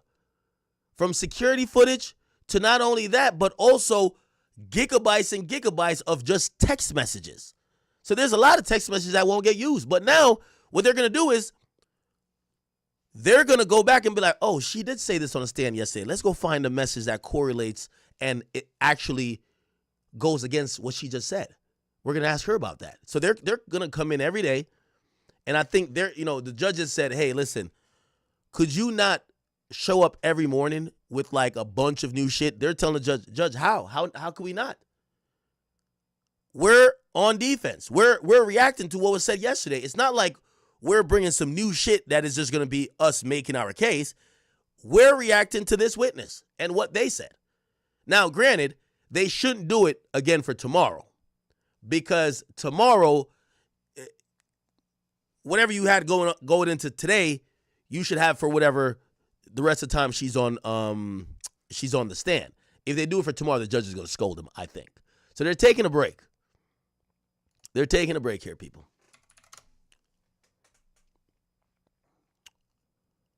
They're taking a break. In New York City. Here we go. Lisa, thank you so much for before, where a defendant who's accused of something violent or heinous or something that's very, objected to by society has their family there. And so that's family support. That's important for the defendant. But at the same time, a jury can actually be turned off by that because they're saying, you did all these things. You're listening to this and you have the nerve to have your mother here. You have the nerve to have your kids here listening to what type of monster or Let me grab some animal ice. you We'll are. grab some ice, okay? What type of person are you? So that could turn off a jury. At the same time, you have family there, and it can also soften the way in which a jury looks at a person as they realize he's not just a monster, or he's not a monster at all. He's a family man. He has kids. He has a mother, people who support him, despite all these allegations, despite these rumors, despite this case, despite this relationship. He raised kids that are here and they look good and they're minding their manners. Maybe he's not the person that he's being painted out to be by the government and the government's witnesses. Lastly, before we take a 2-minute break here, because we've got a lot more to discuss as well. As we started off this interview, we played out some of the remarks that were made from Cassie's lawyer. Why is it that we haven't heard from Diddy's lawyer speaking outside to the media? Of course, everyone is paying attention to this case all around the world, trying to get any inkling of information as to what's happening inside the courtroom. Of course, we got a little bit from Cassie's lawyers today. What is it stopping Diddy's lawyers from making remarks on the behalf of their client? Well, I could totally see Diddy's lawyers being hesitant to come out front and give a press conference or give remarks to the media by answering questions on the way to their car. Why? Because they could be posed with some very tough questions, questions that they may not want to have to admit. So what does your client say about the video? Why did he do this? Why did he do that? You know, it may cause more problems than necessary, and it may potentially tip their hand as to their strategy as to how they're going to deal with Cassie and the other government witnesses that are sure to come. So they may just be holding their cards to their vest, which might be a shrewd move given the amount of attention on the case and the highly sensitive nature of the testimony that was given today. Absolutely, and we're just continuing to showcase some of this video footage that we've seen from outside of the courtroom so far this week. There's Diddy's other son, Quincy. They're entering the Sprinter van alongside the mother of his first child, I should say, Misa Hilton, another high-profile individual, all crowding into there to support Diddy. Again, media has been all over this case. No cameras inside of the courtroom. Ultimately, before we step away for a 2-minute break and transition to some of those other topics, Adante, what do you... All right, again, I just wanted to showcase some of the legal analysts continuing to talk about this case as well, but we are getting some major updates here regarding the cross-examination, and I want to bring this to your attention because this might be... Joining us here on Live Now from Fox. What's the biggest takeaway? What did we learn today?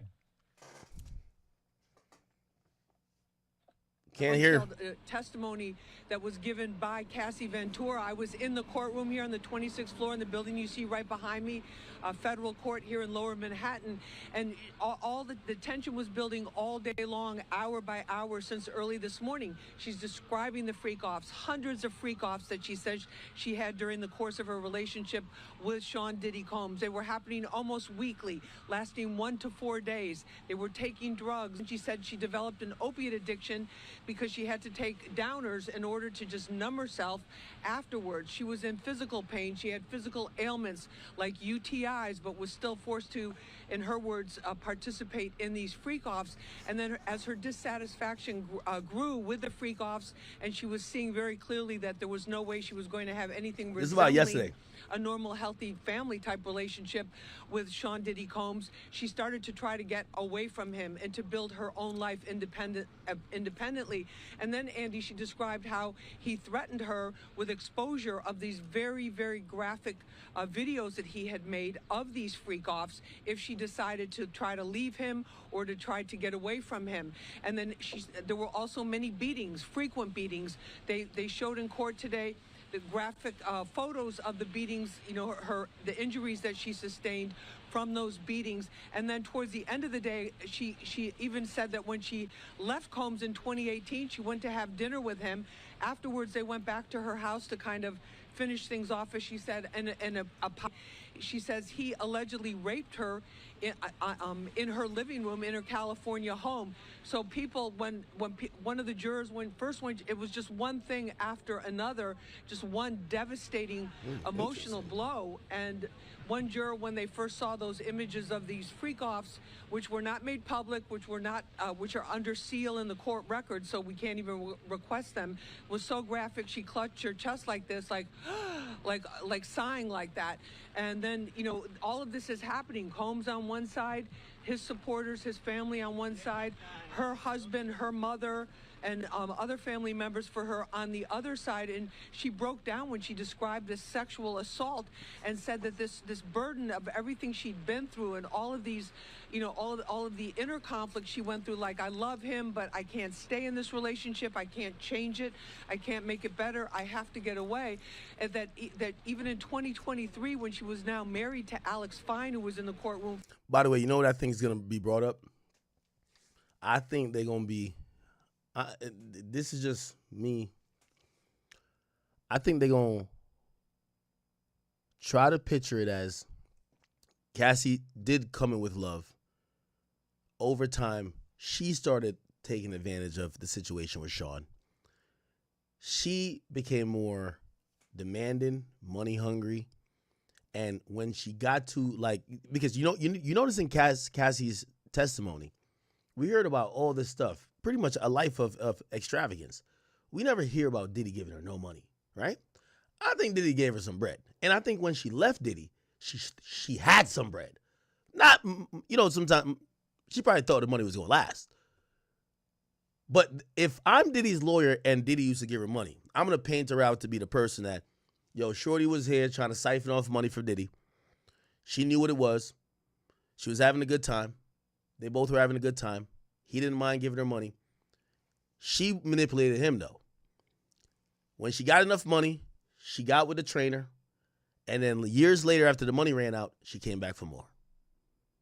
You got to make it seem like, and I would show, Diddy gave her 30 grand here, 20 grand here, gave her 100 grand here, bought her this here. You got to show it that, because you have to address the idea of why did she leave? Because I think that's a good point for the prosecutor. She finally had enough. Well, according to Diddy's side, they're going to say, well, why didn't she have enough when she could have left 6 to 7 to, if the audio is choppy, please, you got to refresh. Refresh, gang. It's a YouTube thing. Just refresh. Please. If you could have left 4 to 5 times and you kept coming back, why didn't 2018 you just didn't come back? Well, you didn't come back. It's not because you were fed up and had enough. It's because you thought you done saved up enough money that you ain't need Diddy no more. You thought you saved up enough money, you ain't need Diddy no more. You dipped out on him, and 5 years later, you broke as a joke again. Now you come back. He don't want you no more because you done had 2 kids. You done married the bozo that he hired to train you for the freak-offs. He don't want you no more. He want a new young ting. Come here, young Miami. It's your time to get peed on. Come on. Come in, girl. Come here, girl. Roping. Come in. Come in. All right? Real ass bitch don't give a fuck about some urine. You get what I'm saying? So Cassie comes back and said, man, I'm suing.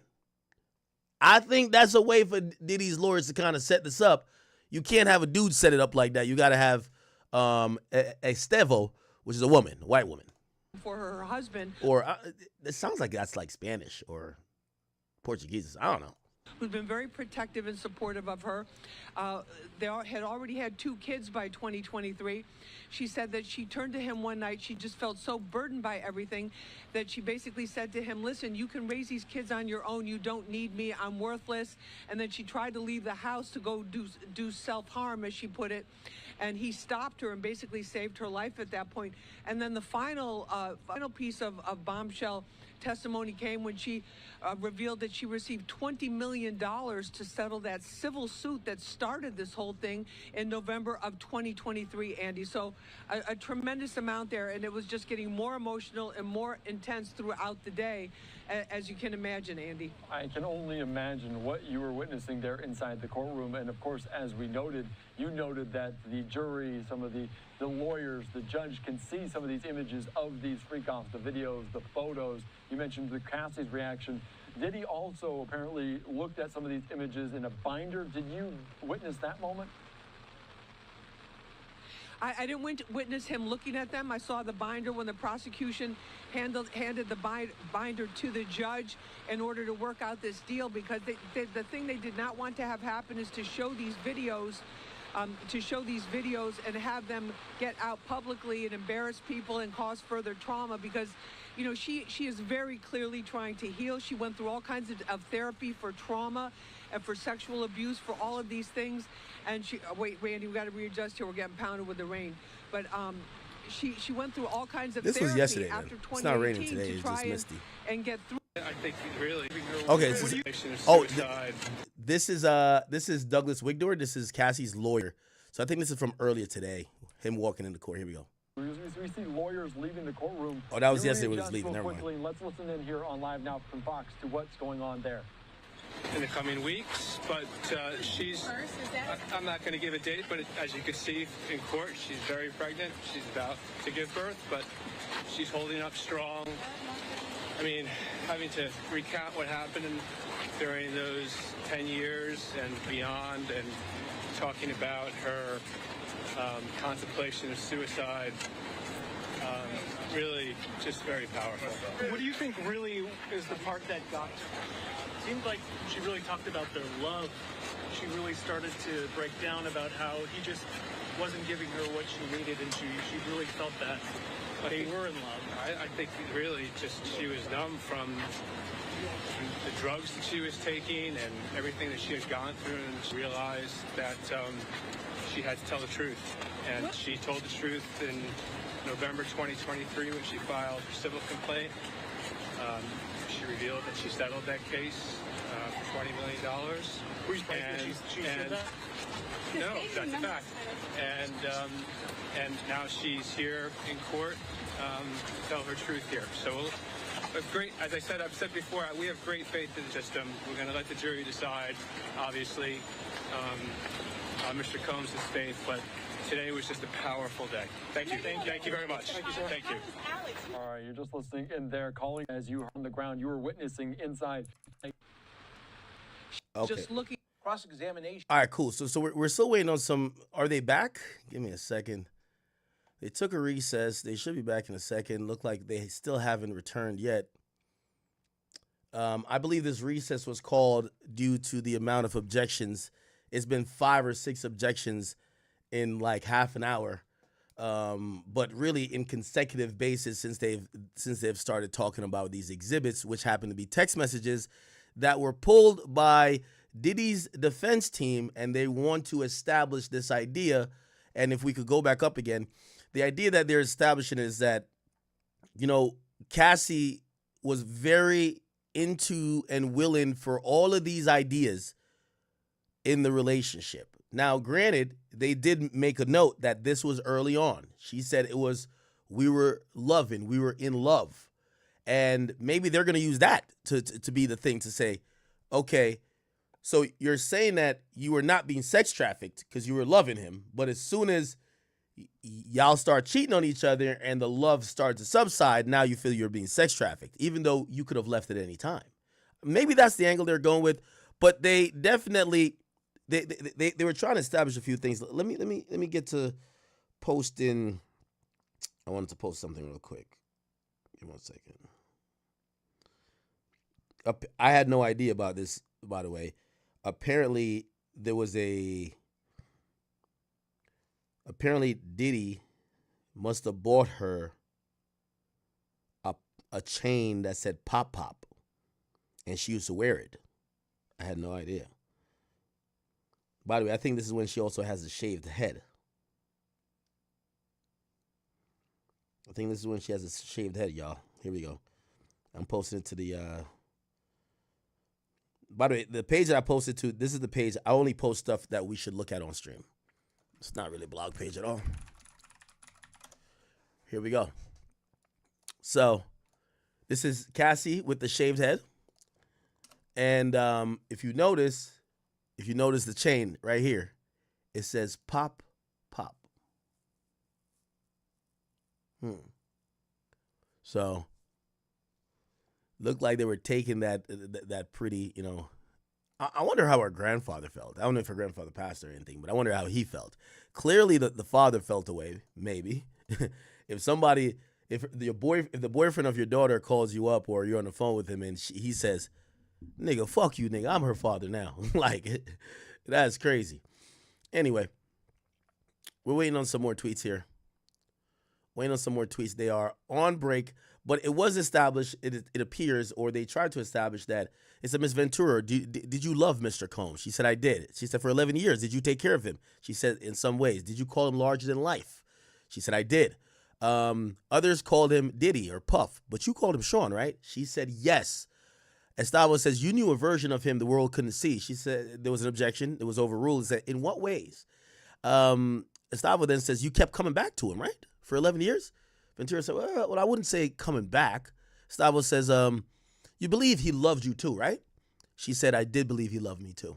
Stavo said, so when he cheated on you, did it hurt? She said, not every time.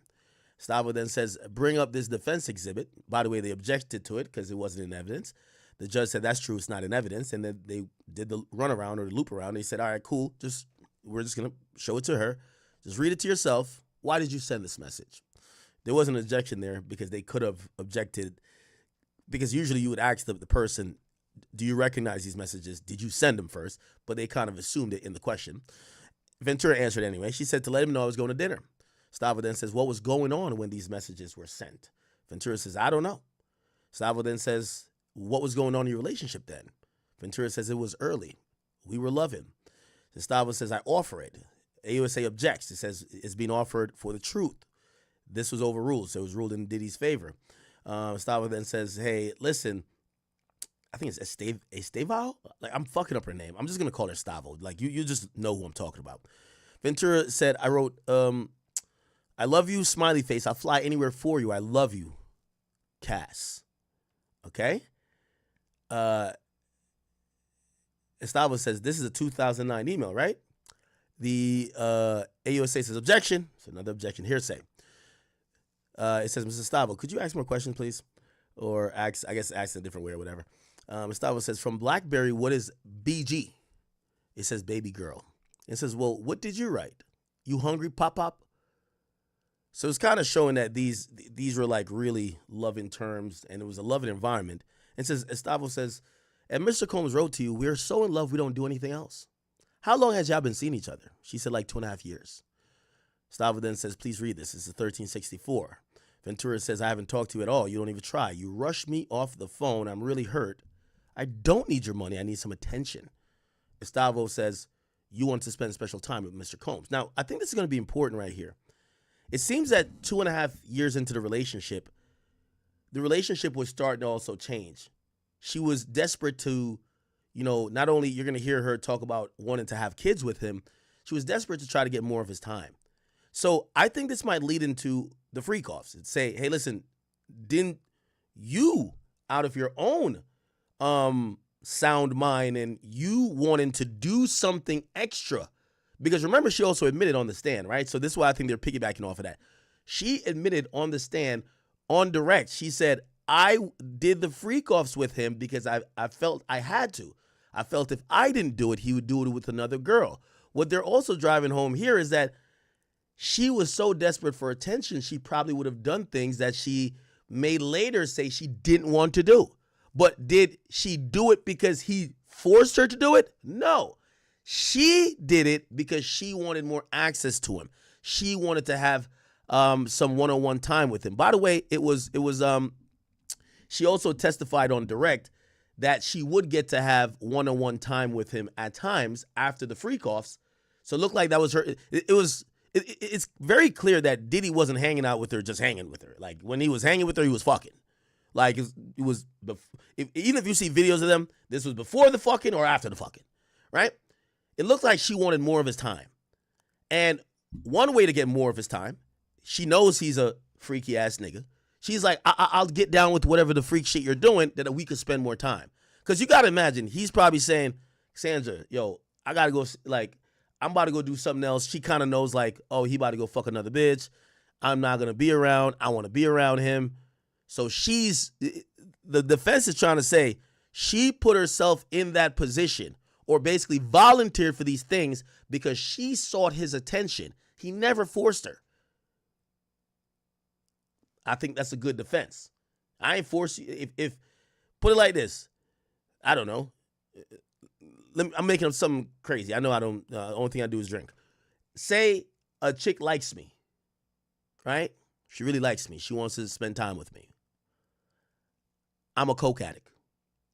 I keep having to go A, B, and C to go to these coke sniffing parties. She don't do coke. She realizes she can't spend time with me because I'm always going to chase this high, and I'm a cokehead. She decides because she wants to be with me so much, nah, take me with you. Like, nah, I want to try it. Take me with you. I'm like, all right. I take her with me. We both along every time I go do coke. She becomes a cokehead. Did I make her a cokehead? Do you get what I'm saying? Did I make her a cokehead? that's going to be an interesting point of concern, I would imagine, for the jurors to determine. Okay, what is this? What is this? They're back. Mr. Stavo says, you may proceed. That's what the judge says. Stavo says, Ms. Ventura, this is from Combs to you. You respond with an explicit message, right? She says, yes. This is 2 days after the planning of a freak off, right? She says, yes. Okay. So they are back. This is 10:48 a.m. We're going to see where this goes.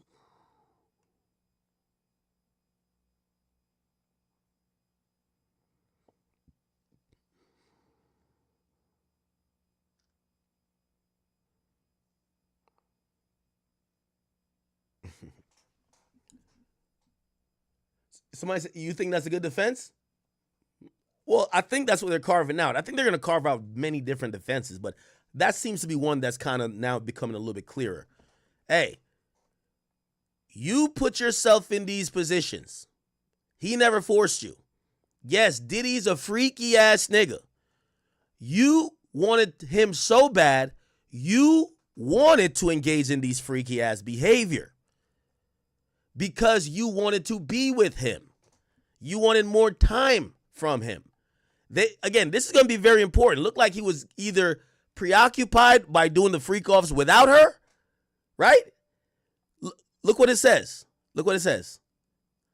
I haven't talked to you at all. You don't even try. You rush me off the phone. I'm really hurt. I don't need your money. I need some attention. She was desperately clinging on. This is 2.5 years into it. She's desperately clinging on to, I want you. I want to be around you. Well, if you're going to be around Diddy, that means you're going to be in the freak offs. Because that's what Diddy was trying to do. He was trying to get his rocks off. Diddy's up hundreds of millions of dollars, and all he want to do is nut or feel other men's semen on his nipples.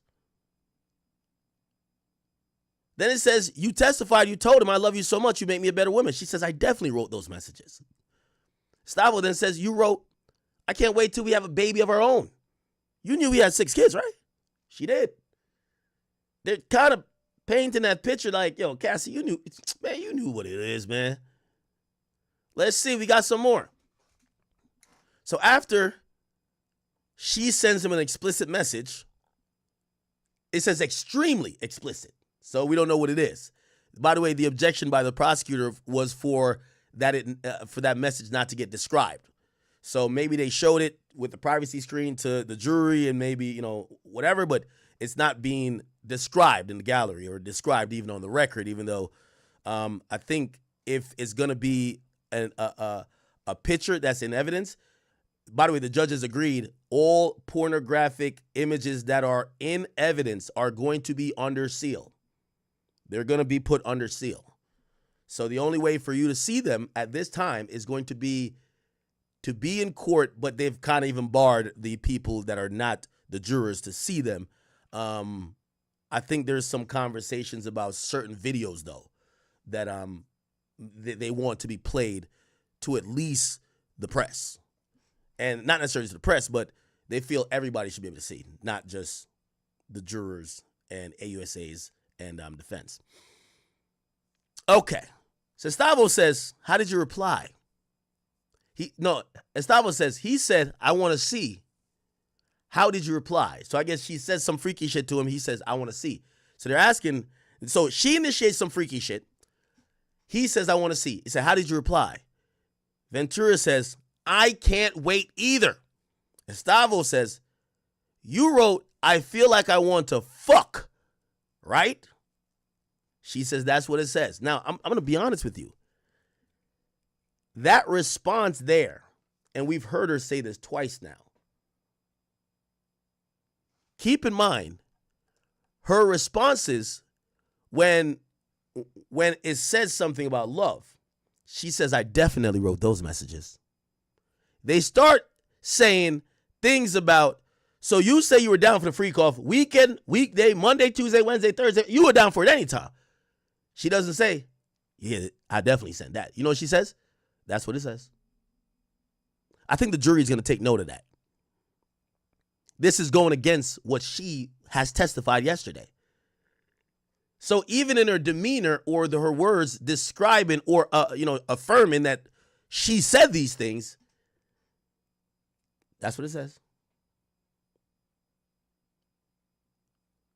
Then they get to hear, you said, I feel I want to fuck, right? That's what it says. Mr. Combs says, I'm so horny I can't concentrate. What do you say? That I'll go to Dwayne Reed for candles, then set up the room. Okay. This is important, chat. This is important. You know what this is saying. You know what this is saying, chat.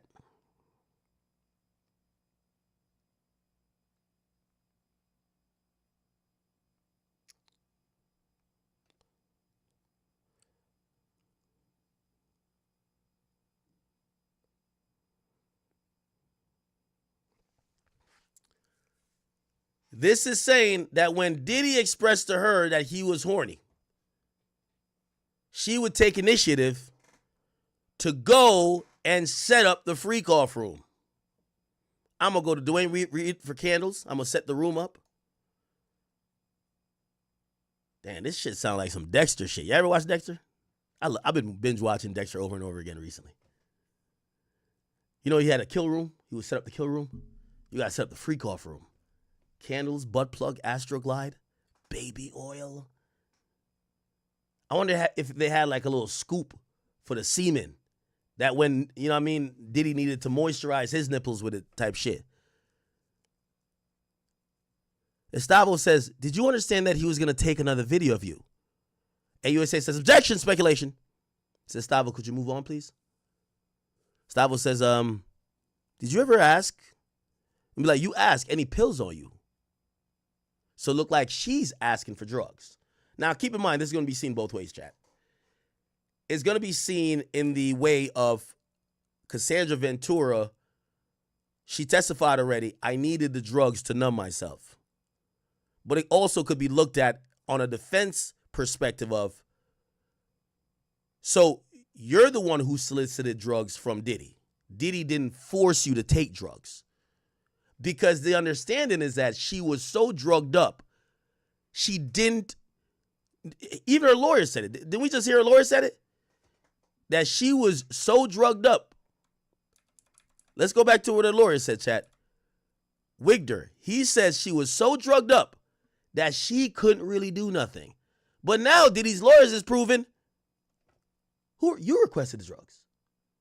Diddy ain't give you the drugs. You asked for them. Box to what's going on there in the coming weeks, but I'm not going to give a date, but that's Cassie's lawyers. You could see in court, she's very pregnant. She's about to give birth, but she's holding up strong. I mean, having to recount what happened during those 10 years and beyond, and talking about her contemplation of suicide. Really just very powerful. What do you think really is the part that got to her? It seemed like she really talked about their love. She really started to break down about how he just wasn't giving her what she needed, and she really felt that. But they were in love. I think really just she was numb from the drugs that she was taking. She was numb from the drugs she was taking. That's their disposition. She felt stuck. She was addicted. She was numb from the drugs she was taking. But now Diddy's lawyers are proving, you're asking him to go get the drugs. Yo, you got any pills on you? You're asking him for drugs. Now, again, I'm pretty sure on redirect, the prosecutors are going to flip it to say, didn't you need the drugs? And who first introduced you to the drugs? Remember, she kind of testified about it before, saying, Sean had me try. It don't seem like she was doing all of those drugs before. She probably did some drugs. Here we go. Estavio says, what pills were you taking then? She says, opiates. Estavio says, you deleted videos on your device, right? She says, yes. Estavio says, well, what do you write? Cassie says that I need to feel this. This is my husband, the only one who will see this side of me. Now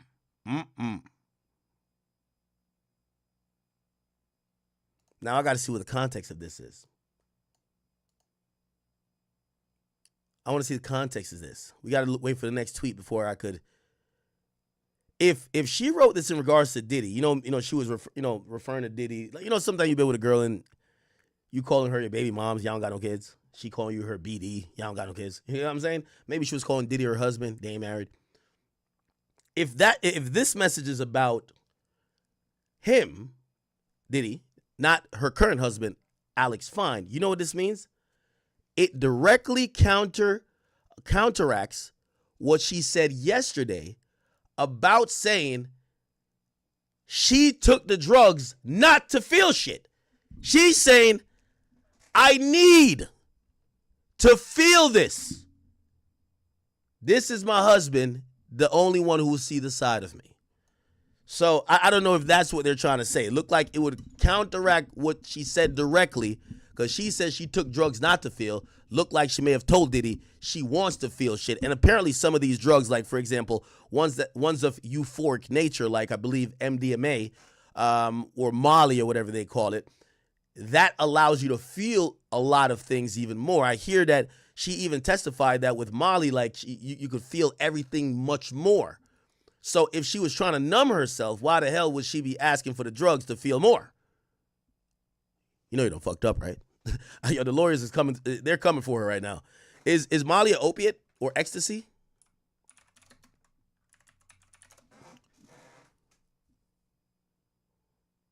What does opiates do?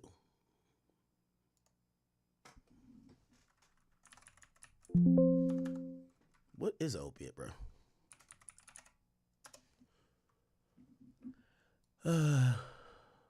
Morphine, codeine, well, makes you feel euphoria.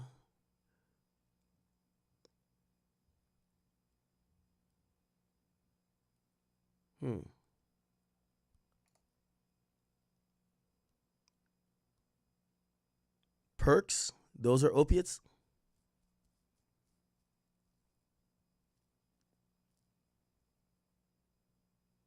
But let me ask you a question, though. Wouldn't opiates works in a numbing nature, right?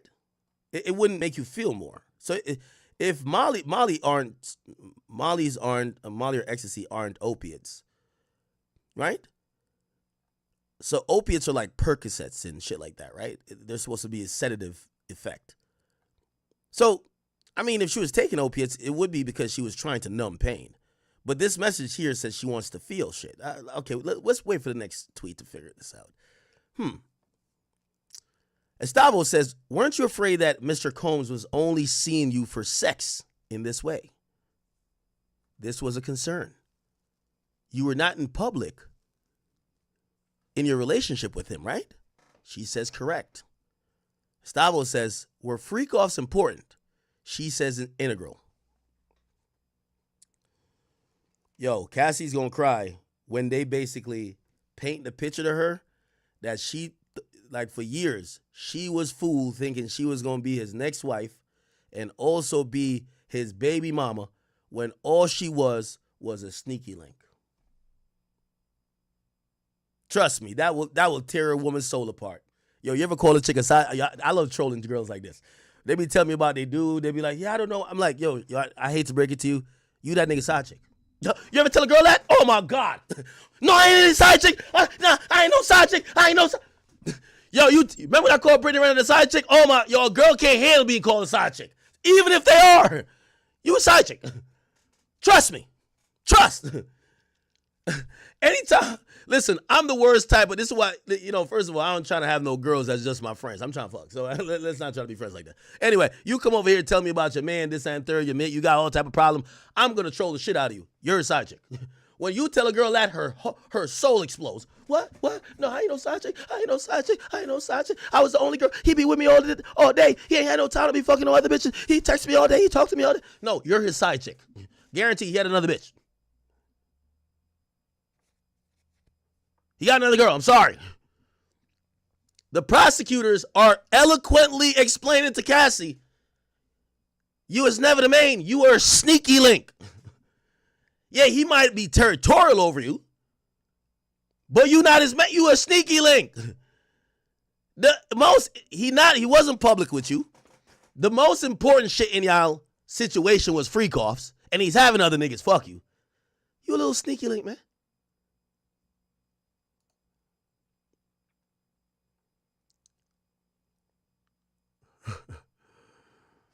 All right. I mean, side chicks do be winning, but women all have that main character syndrome. Like, no woman wants to admit their side chick to another woman being the main chick. It makes them feel lesser than. But a lot of times, the majority of women are side chicks. You know what I mean? Ain't nothing wrong with a side chick. Most great relationships have amazing side chicks. A healthy relationship, sometimes when you get too tired of shorty, the side chick gonna make you gonna have a nice smile on your face, even though she cussing you out, because you know that side chick gonna make sure everything is good. She cussing you out, you ain't shit. Fuck you, bitch ass nigga. That's why I ain't fucking you tonight. This and third. You like, it's all good. I'm getting some pussy in the morning. You just don't know. Shout out to all the side chicks, man. So February 15th is an important day, man. I like that day more than February 14th, man. I love Side Chick Day, bro. It's my day. That's my day, bro. Get activated. That's my day. I really think I got fucked up views on marriage and relationships. I think no successful marriage lasts without a good side chick. That's what I think. You need a good side chick. One who shuts the fuck up, knows her role, never disrespects the main, knows how to be discreet, and also make sure whatever problems you having with your chick, she alleviates and leaves it there. Also, they don't call after 9. Trust. Oh, man, my chat queens don't like that. They're like, what the fuck are you talking about? Gustavo says, who was at your 21st birthday party in Las Vegas? Ventura says, Britney Spears, Dallas, Austin. Gustavo says, how did you get them there? Well, they came for Sean. Gustavo says, you're very beautiful and charming. Ventura says, thank you. Are they flirting? What in the scissor in heaven is going on on the stand? You're very beautiful and charming. What the fuck? Yo, Gustavo, you better watch your place. Alex Fine and Diddy might be looking at you like, bitch, what you doing up there? The lawyer's giving out compliments? Yo, you bad as fuck. What? Somebody said she is. Well, I did tell y'all that yesterday. I said, I do think she's beautiful. I do think that she probably comes across as charming. And that's what I was saying about how the jury is going to perceive this. Like, the jury might perceive this as this beautiful, charming woman would have never wanted to do some of these things on her own. Somebody had to force her to do it. Somebody had to coerce her to do it. There is going to be bias like that. If you seen a chick come through with a neck tattoo, a tattoo right here, if it was Krishan Rock in that courtroom, you'd probably be like, the way how she talks, she got a missing tooth. You seen her fucking tonsil, like, she looked like she got hot breath. Like, you probably like, nah, nigga, I don't believe this shit. You wanted to do that shit.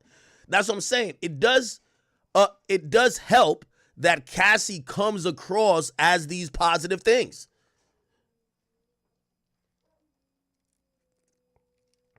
Trini said, I need a wife who could cook something and stop eating body pollutants. Trini, what could you cook? Your name is Trini, so I don't know if you're from Trinidad. I do need a Trinidad. Hey, what could you cook, man? Let me know.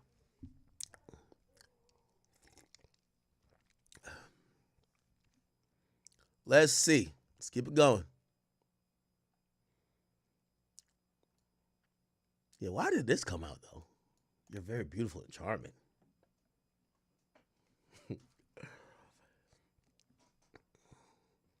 Chat, I ain't gonna lie to you. I'm telling you, beauty does affect people.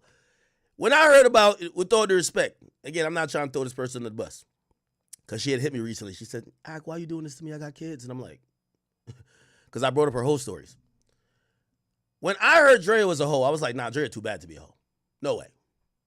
And that's why when she said, I deleted my wholeness, I would never, under normal circumstances, agree that wholeness could be deleted. But for Drea, I seen Drea in person, drop dead gorgeous. I deleted her shit too. She deleted it, and I cleared the recycle bin. It was gone. Yes, I'm sorry. I got to be honest. Yes, beauty does make people look at you like it's beauty is a sign of pureness. Femininity, being charming, that makes people like, no, this person could never do those things, whether it's crimes or whatever. It's true. It does affect how people look at you. It's the reason why people go to court, no matter the biggest gangsters in the world, and they want to look very docile. Because the appearance is very important.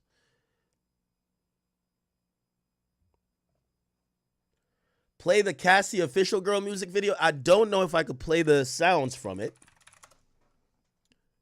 Let's see, CASSIE official girl. Let's see. Okay, you gotta give me a timestamp, girl. Or dude, whoever who's sent that. Am I supposed to see something? Oh, this is that Bugatti that Wayne had. Whatever happened to the Bugattis? What am I looking for here? Let me look in the comments. Somebody said Diddy never wanted her to have a career.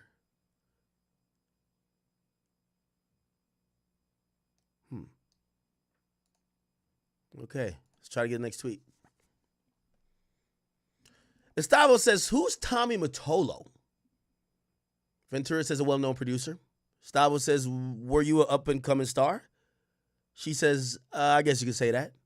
Gustavo says, after you signed with Bad Boys, were things still platonic? She says, yes. Gustavo says, did you have a rough performance? She says, 106 in Park. It didn't go that well for me. Let's see.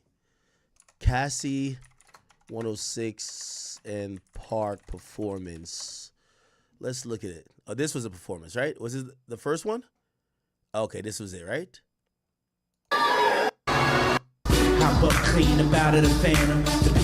Okay. And then CASSIE comes on. You know my name.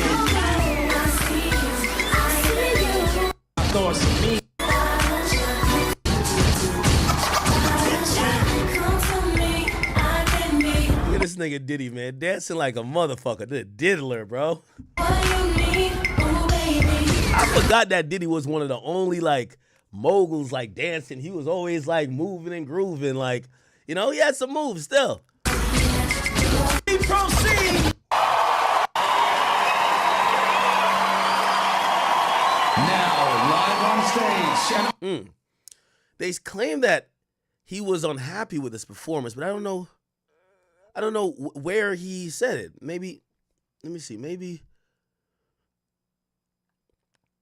let me see. No, it's supposed to be 106 in Park.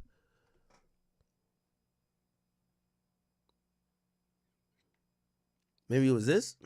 Yes. Right. Right. Where y'all going tonight? I don't know yet. See? I had to ask, guys. What's Everywhere. Just describe how the last couple of years have been for you. It's just been fun. It's a good time, and I went last summer, about a year ago, I went and shot Step Up 2, which was great. Came out this year, and been working on my album, sophomore album. Johnny, you've been... That shit never seen the light of day, nigga. She did 500 more freak-offs and never seen that album. Yeah, she was just working on... She called that shit busy work. All right. Cool. All right. 106 in Park didn't go well for me. How did he help you after that? We did a YouTube video. He said, everybody make mistakes. He said, what was wrong? I couldn't hear myself. What YouTube video is that? Is it this? You've been waiting so long. I'm here to answer your call. Ladies and gentlemen.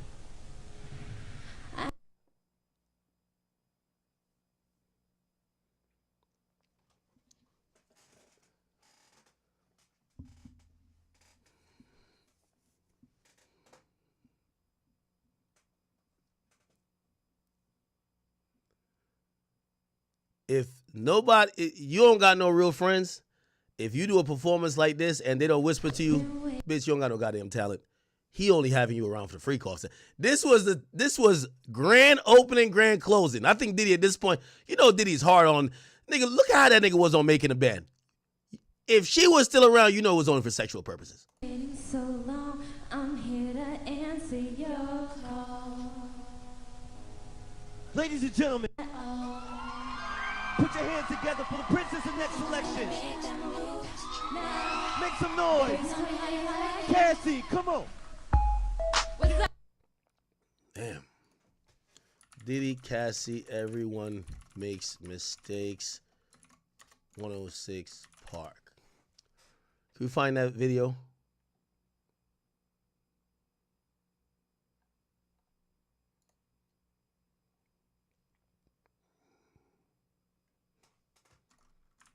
Let's try to find that YouTube video. She claims they uploaded a video to YouTube explaining the performance. Probably ain't gonna find it. It would have to be 10 years or more, huh? Wow, there's so much fucking coverage of this shit. Okay. Did a YouTube video. He said everyone makes mistakes. What was wrong? I couldn't hear myself. Estavo says, you were dating Mr. Leslie. We just saw Ryan Leslie, by the way. How much older than you was he? 10 years.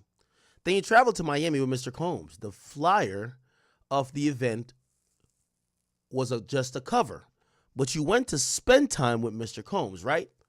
That's true. Now, if you don't know the story, chat, Diddy finessed this woman away from Ryan Leslie by making up a fake event in Miami that required her to go with him. But Ryan Leslie wasn't either allowed to come or he couldn't come. Diddy went to Miami, spent time with her, and then fucked the dog shit out of her. And then she dipped on Ryan Leslie. Estavo says, you had a tattoo of Mr. Leslie's initials on your body, right? Ventura says, yes. He says, how many tattoos did you have then? AUSA says relevance. Judge says overruled, but let's keep it moving. She said 3. Estavo says the one on your arm. And the answer was no regrets. I didn't know she had Ryan Leslie's name tatted. We could, let's say, Diddy, fake event, Cassie, Miami. I don't know if you ever heard the story. Oh, man, everybody's covering this. Leslie.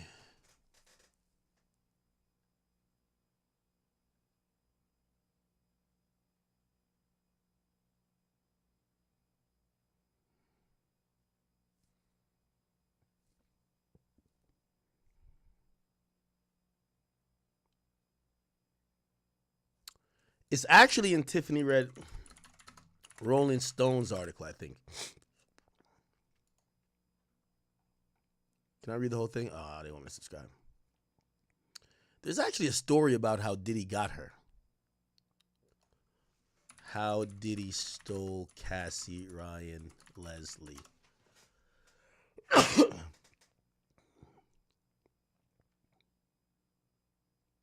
Here we go. Sorry. Hey, you know where it's Diddy is to this club and he meets this girl named Cassie. As soon as it's here, he go, yeah, my boy Ryan. Cassie will have more opportunities. Diddy goes, so Ryan in the studio, man, you gotta pick up. He says that Ryan will not be all to himself. Nah, I ain't gonna lie. Diddy definitely a cold one, bro. Diddy's a cold nigga. Artemis said the love triangle between you, Diddy, and Cassie ruined your momentum. Do you think that? Did it ruin my momentum? Well, I mean, in terms of what? Just music. Just in music. Yeah, the music industry. No, I think it actually was great for my momentum. I mean, some of the best songs that I ever wrote had to do with that breakup. You know, so whether it's people's favorite songs like Out of the Blue or any of the records that are on that second album or even Diamond Girl, a lot of those songs. I mean, really, the story behind Diamond Girl was we were working on Cassie's second album in LA, and because of whatever was going on personally in her life, she didn't show up at the studio that day. I had that beat ready to go, She didn't show up at the studio. I recorded Diamond Girl. So I think that from a music standpoint, the greatest music is always born out of whatever you're going through. Mary J. Blige, Toni Braxton. We were the guy behind her success, him getting in the middle of that and being with her, kind of distance y'all. Once again, I say, look, your life is the aggregate of the choices you make. And so, listen, I think that the fans sometimes being sort of just an audience, they're spectators, and they have an idea of how You have now entered the dusty section. Buck went to Chicago. His man. You have now entered the dusty section. Here, and someone who gave me an opportunity. When a story or a narrative is not for me, and once it was no longer for me, then there were other narratives and stories for me to invest my time, energy, and resources into. So from even me being in Harvard, that's actually how I met.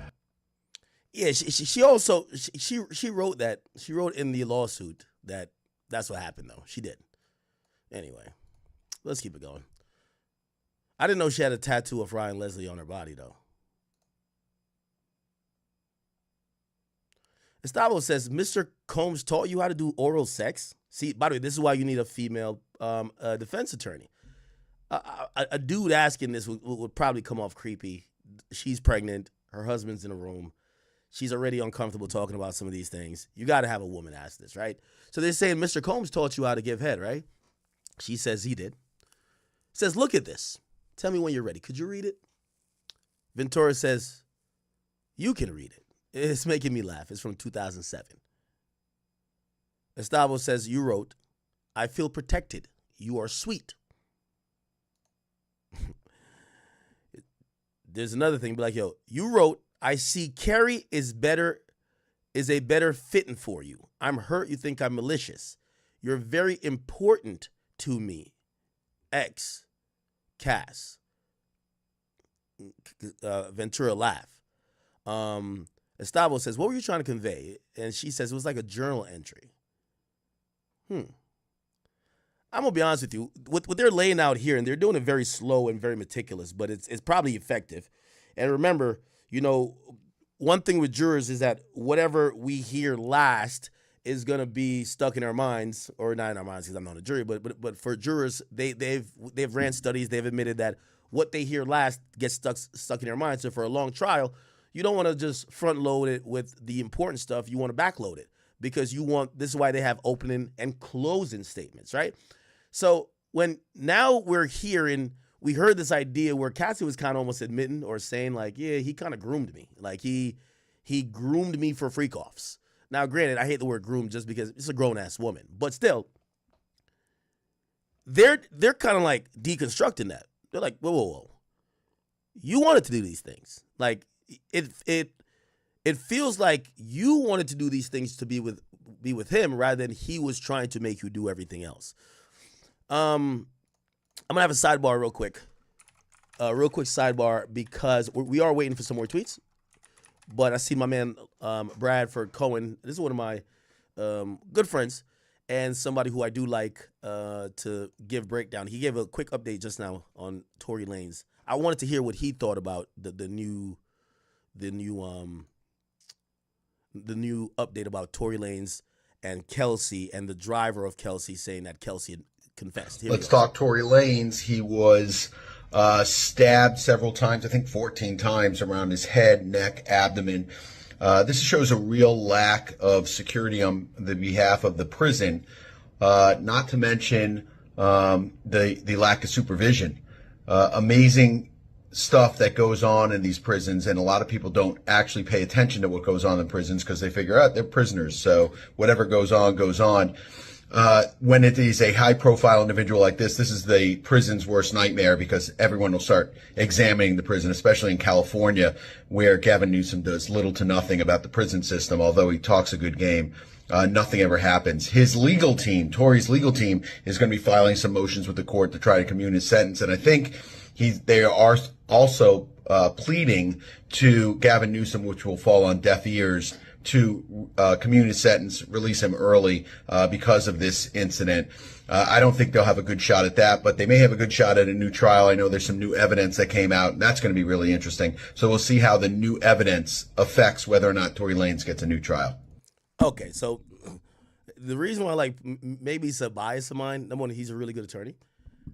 A lot of times when I give my opinion, his opinion usually is close by.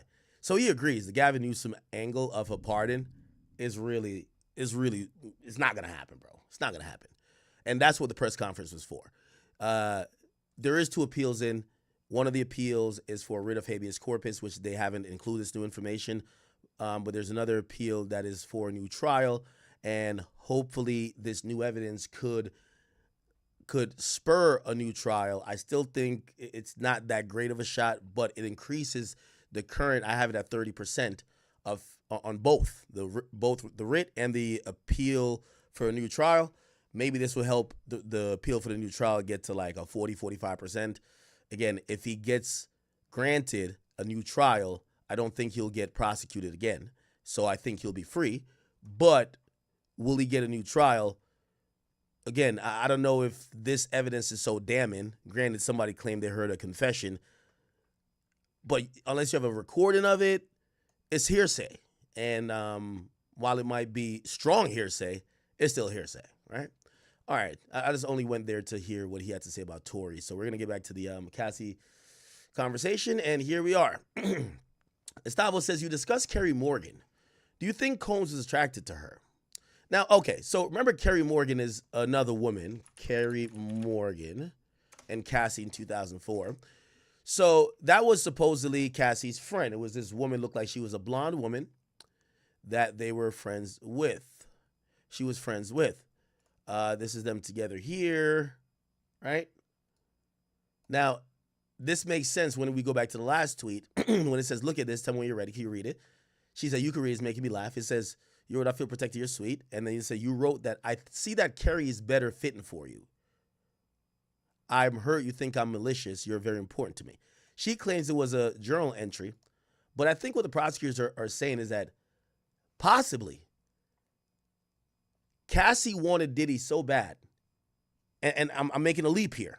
Maybe she offered up her best friend for maybe a threesome or a freak off to try to get Diddy to fuck with her more.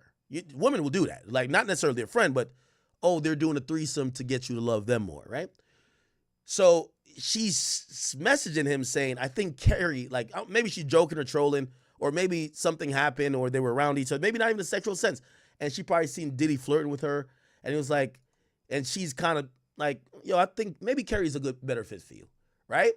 And it's like, I'm hurt you think I'm malicious. Maybe it was a conversation they were having and Diddy keeps laughing. You know, women, one thing I've learned as a man in my 30 years on earth, and I'm 30 today, chat. Not today, well, 2 days, but I'm 30.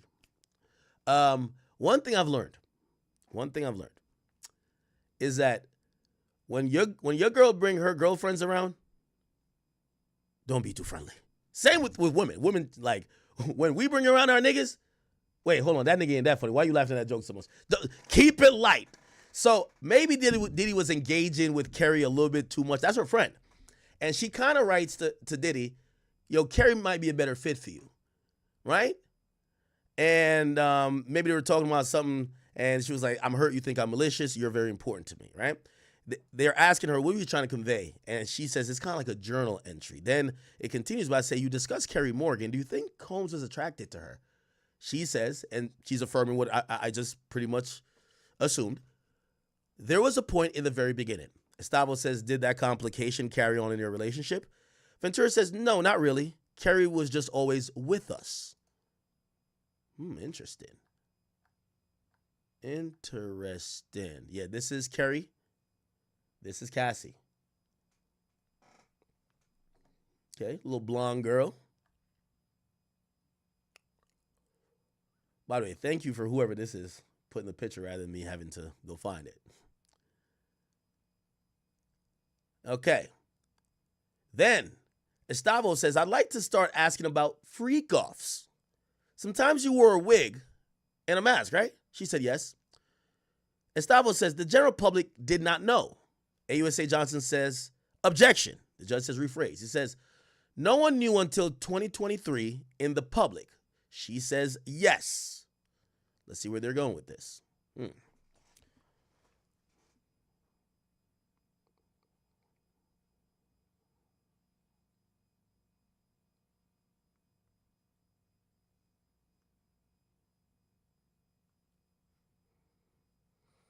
Things are heating up, chat. I'm so sorry. I'm going to have to go like in an hour or so. Oh, my God. Nah, today's the day. Today is the day, chat. Somebody said, Ack is doing the loose cannon. Yo, why y'all keep saying I'm almost 40? Stop it, man. When I turn 40, I'm a bang 40 hard, okay? But, nah, we banging 30 right now. Oh, man. All right. Yeah, we're just waiting for another. Did Cassie ever talk about Kerry Morgan? Cassie Kerry Morgan. Here we go. Oh, here we go. I had done multiple interviews. As I should. Hitting you with the force and the power that you have. He didn't hit her back like, and granted, you know what I'm saying? When I was a younger guy, 17, 18, and got hit, yeah, you might hit back. Watching that video. They broke up in 2018. So if you look at the situation of this girl leaving and what happened to her, yeah, he deserved whatever comes to him. By the way, you know what I was shocked about? And I just seen it in the, recommended after I'm watching this video. Apparently, like, they never got into Diddy, number one, having so much. If you're going to try to say sex trafficking and you want to prove that she's helpless and she couldn't do anything and Diddy had all the control, I mean, they didn't really all the way accentuate the idea that she goes to the hospital, she gets treated for injury. They don't even give her the medical report. They give Diddy first. That's how much power and control he had. Diddy had her get breast implants. Day after she gets breast implants, Diddy literally says, take him out before she even heals because he didn't like how they looked. The decision was solely his, not hers. I'm surprised that the prosecutors didn't get into that. Like, that shows power, right? Like, if you're trying to say someone has this fully autonomous power over someone else, if you're like, get under the knife to get breast implants to make me like you more. She gets the breast implants, you come and you see it, say, nah, take him out now. And it's not even her decision. That would be very important. They didn't touch on that during the direct. Kind of shocked. For that. And this was 2016. They broke up in 2018. Right.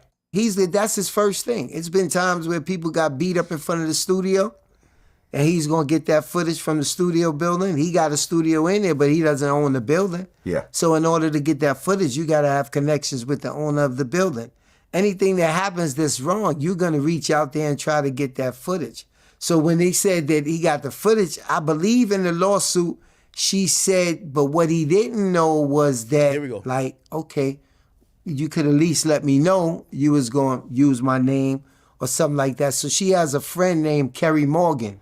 There we go. And I reached out to Kerry, like, yo, tell Cassie to get at me. And even Kerry hit me back and said, Barnes, I haven't spoken to Cassie since 2018.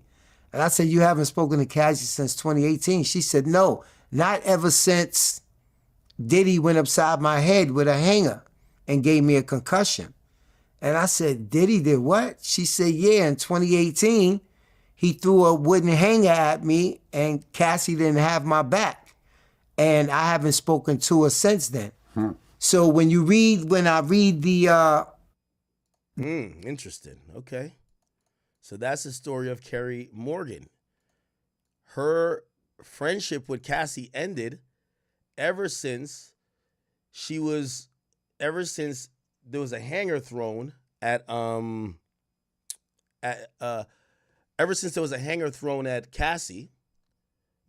at Kerry Morgan, and it hit her. And I guess she's like, yo, what the fuck? And Cassie didn't check Diddy, like, yo, what are you doing? That's my best friend. Like, why you trying to hurt her? Now, granted, you could probably say Cassie was scared of Diddy herself. Interesting. All right, we're still waiting for the next tweet. We probably got about like 30 minutes before they break for lunch. I really think this is the tip of the iceberg. I don't believe we're going to get into even half of the complete cross today.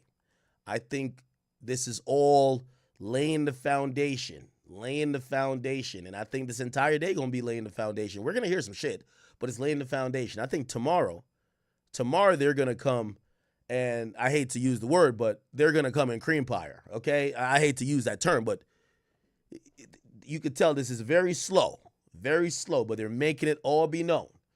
Now, I'm wondering why would they bring up Kerry Morgan here? I'm wondering why. Well, it appears that they would, though, because they said, I guess they were, you know what they're trying to do? They're also downplaying that Diddy, they're downplaying it like, yeah, they were in a relationship, but Diddy really, the relationship was sex.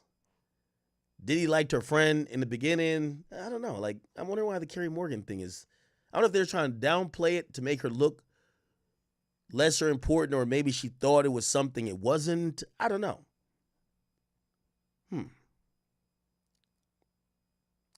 Okay. Stavo then says, fair to say his career was ruined after your lawsuit. And I guess they're talking about Diddy. She said, I could understand that. Stavo says, let's read these messages. Mr. Combs wrote, when are you on your period? She says, no, now. Estavo says, what you be thinking about when you horny?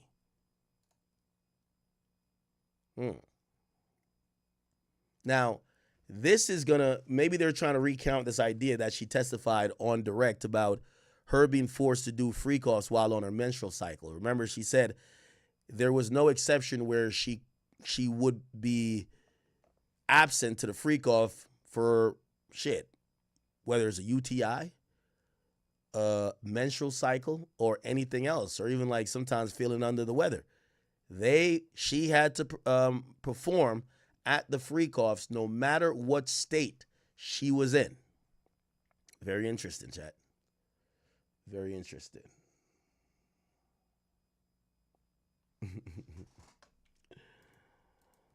Oh, boy.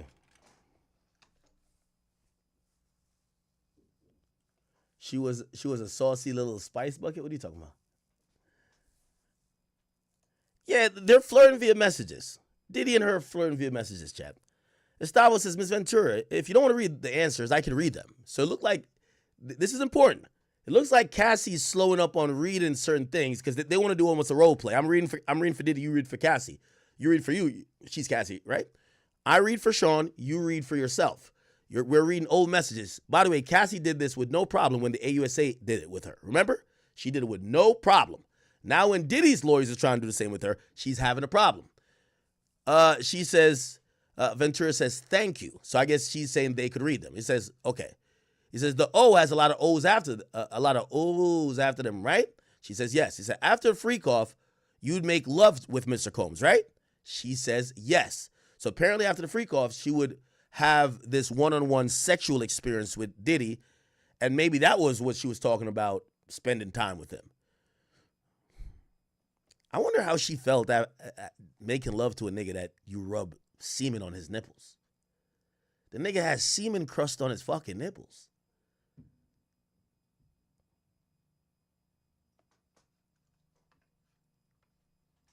Huh?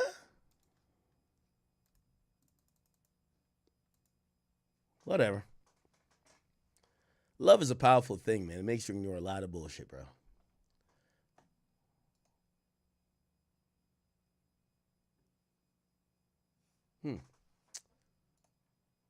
I mean, that's about Kerry Morgan. By the way, this is this other thing right here. It was basically inside a club. Yes. Describe that whole situation. 2009, she shaves the side of her head. You were there when it happened. Yes. Describe that whole situation. It was basically inside a club, and it was a lady standing up over, and I kept seeing Puff looking up, and I'm saying to myself, what is he looking at? What is he looking at? And then I think he had somebody, one of his assistants, say something to the lady. And then he told Cassie, yo, you gonna get that haircut right there. You gonna get that. And Cassie was just like, okay, Pop. You know what I'm saying? She used to call Puff Pop. This shit's kind of accurate, chat. This shit's kind of accurate, huh? And she said, okay. And next thing you know, the next day, chat, okay, Pop.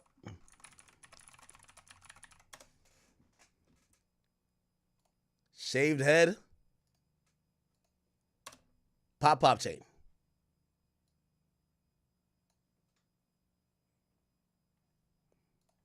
If I'm not mistaken, his personal barber, Curtis, was the one that cut her hair for that first time. Okay, and she wasn't against it. It wasn't forced or anything else like that, right? I don't know what happened in private, if she was rebuking it or not, but I know that next day she got that haircut. Well, I remember during that time, it became a trend. You would go to the mall and see black girls, white girls, all with the side of their head shaved. And yeah, she became a trendsetter. It became such a big thing that nobody ever looked at it as controlling. We looked at it as a brilliant marketing move. Yeah. Okay, well, that same year, Cassie got breast implants. Yes. And originally, she got D cups. Right.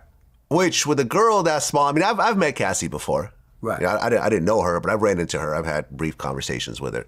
Mm-hmm. She's a relatively small girl. D cups on a girl that size is a little bit silly. Right.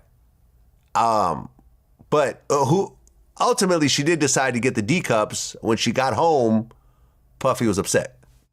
Right, and she had to go back and get C cups. Okay. I remember that specifically because she had to wear things where she couldn't pick up stuff. So I used to have to help her out the car and pick up her bags and things like that because she was wrapped up. Okay, but when he told her go back and get them redone, was she upset? I didn't know. I didn't know if not, because my job was just, she just went back. I didn't have that conversation of whether she was upset. How long after the first breast job did she go back and get the second?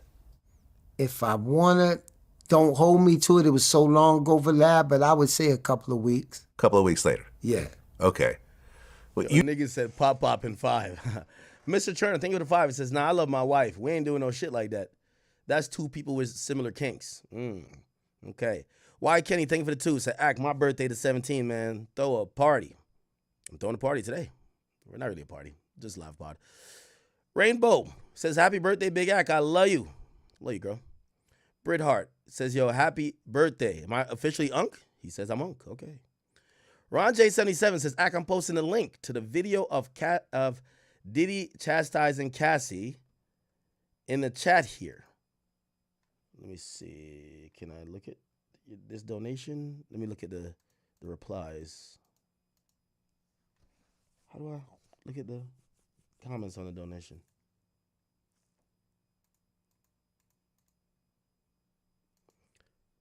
Tree. Thank you for the new membership. Opiates numb the pain. Molly's a stimulant. Makes you feel more. 3 Dickless. What up, bro? She needs to feel the feeling of not feeling. Okay. Somebody said, these motherfuckers was fucking 24/7, man. Louisiana Slick says, hey, happy Act Day. Act on a dead homie, cuh. So they said, so yes, Jules was in the for freak offs too? No. There's a Daniel Phillips. His porn name or his escort name was Jules. He was the guy who was a very regular freak off dick donator. Okay? Shout out to you guys. Maconia, it says, I love you, Ack. Game Story, thank you for the 5. It says he had to sign a deal, married her. All his staff jobs is always on the line if they didn't do what he said. So the power dynamic itself is bad. That's what the prosecutor's trying to prove. Tanya Vicente, thank you for the 10, Canadian. She says it could start by playing a game that it could turn illegal. When you don't let her leave the freak off and beat her, extort her if she tries to leave you by releasing videos. Yeah, like if they definitely have proof of, like, say, text messages where he says, I'm leaking this if you leave, that might show that there was some threats of violence or some blackmail happening. D. Bacon says, happy birthday. I just turned 30. Oh, happy birthday to you. Are you a Taurus? Thando, thank you for becoming a member. Reno, what's up with you, girl? Kendrick's intern, by the way, I feel like we have a bunch of more chat queens here. I kid you not. I love you girls.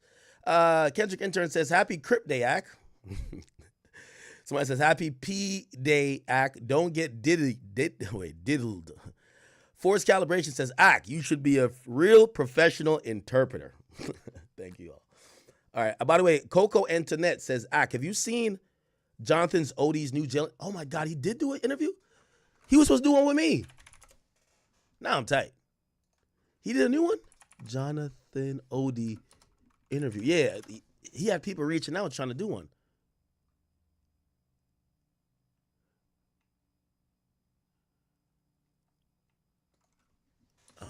New. Is there a new one?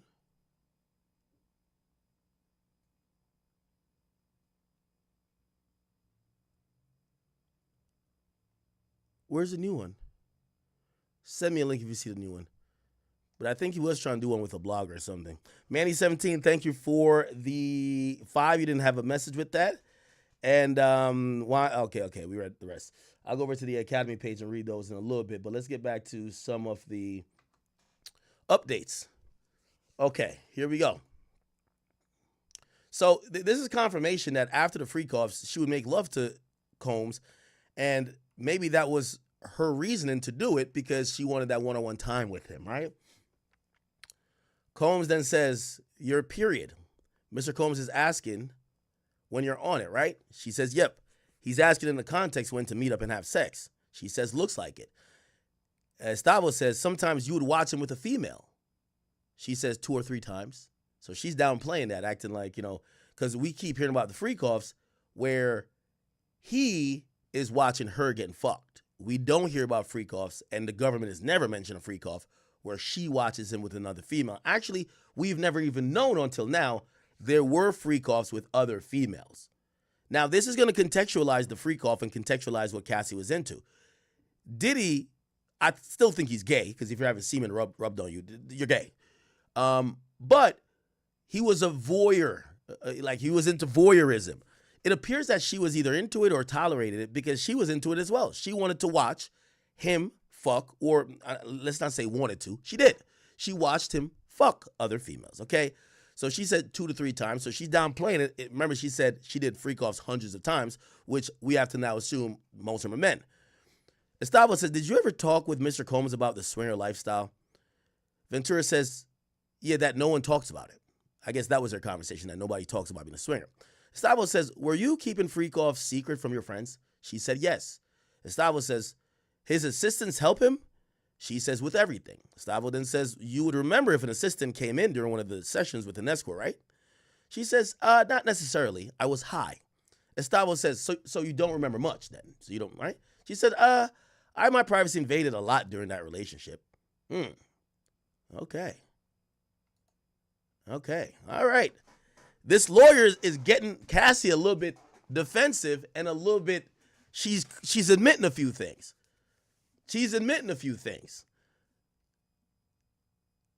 What I believe her current line of questions is proven is that we all know the diddler is a freaky frog, a freaky ass nigga. But it appears that Cassie was equally probably as freaky as well. And at least initially, her being freaky or her indulging in some of the freaky behavior was not only either her idea, but she was loving it initially, loving it, even though she would have these conversations about, I can't wait till we have kids. Okay? Rondo 23, thank you for the 2. It says, happy birthday, Ack. Been watching since 2014 when I was 16. I appreciate you, my boy. Amka says, happy birthday, Ack. Been a chat queen since 2017. Damn, girl. Thank you for watching all these years. Lucas, thank you for the 5. Says, happy birthday, Ack. Been watching over 10 years. I appreciate you, brother. Yo, chat, this is how long we've been going. You know how many people have been watching for over 10 years? Thank you guys so much. Honestly, that definitely warms my heart. It shows, number one, hopefully I'm doing a good job of providing you with the entertainment and information that you need to get through your day or however else. But also, this shows your loyalty. You guys have been rocking me for 10 years. You're not a fly-by-night supporter. You guys could have went on to other stuff. You guys still come here, check in, still fuck with me. You've seen me grow, and you see probably the best of me, the worst of me. I appreciate you guys so much, all right? Yo, Jess is over here, age checking a nigga. Yo, act, man. Yo, Jess. Yo, Jess. Yo, Jess, how you gonna let everybody else lie about their age but not me? Why can't I say I'm 30? Everybody else lying? How? I don't even want to give up some of y'all favorite celebrity secret. How old y'all think so is? I want to snitch. I want to snitch.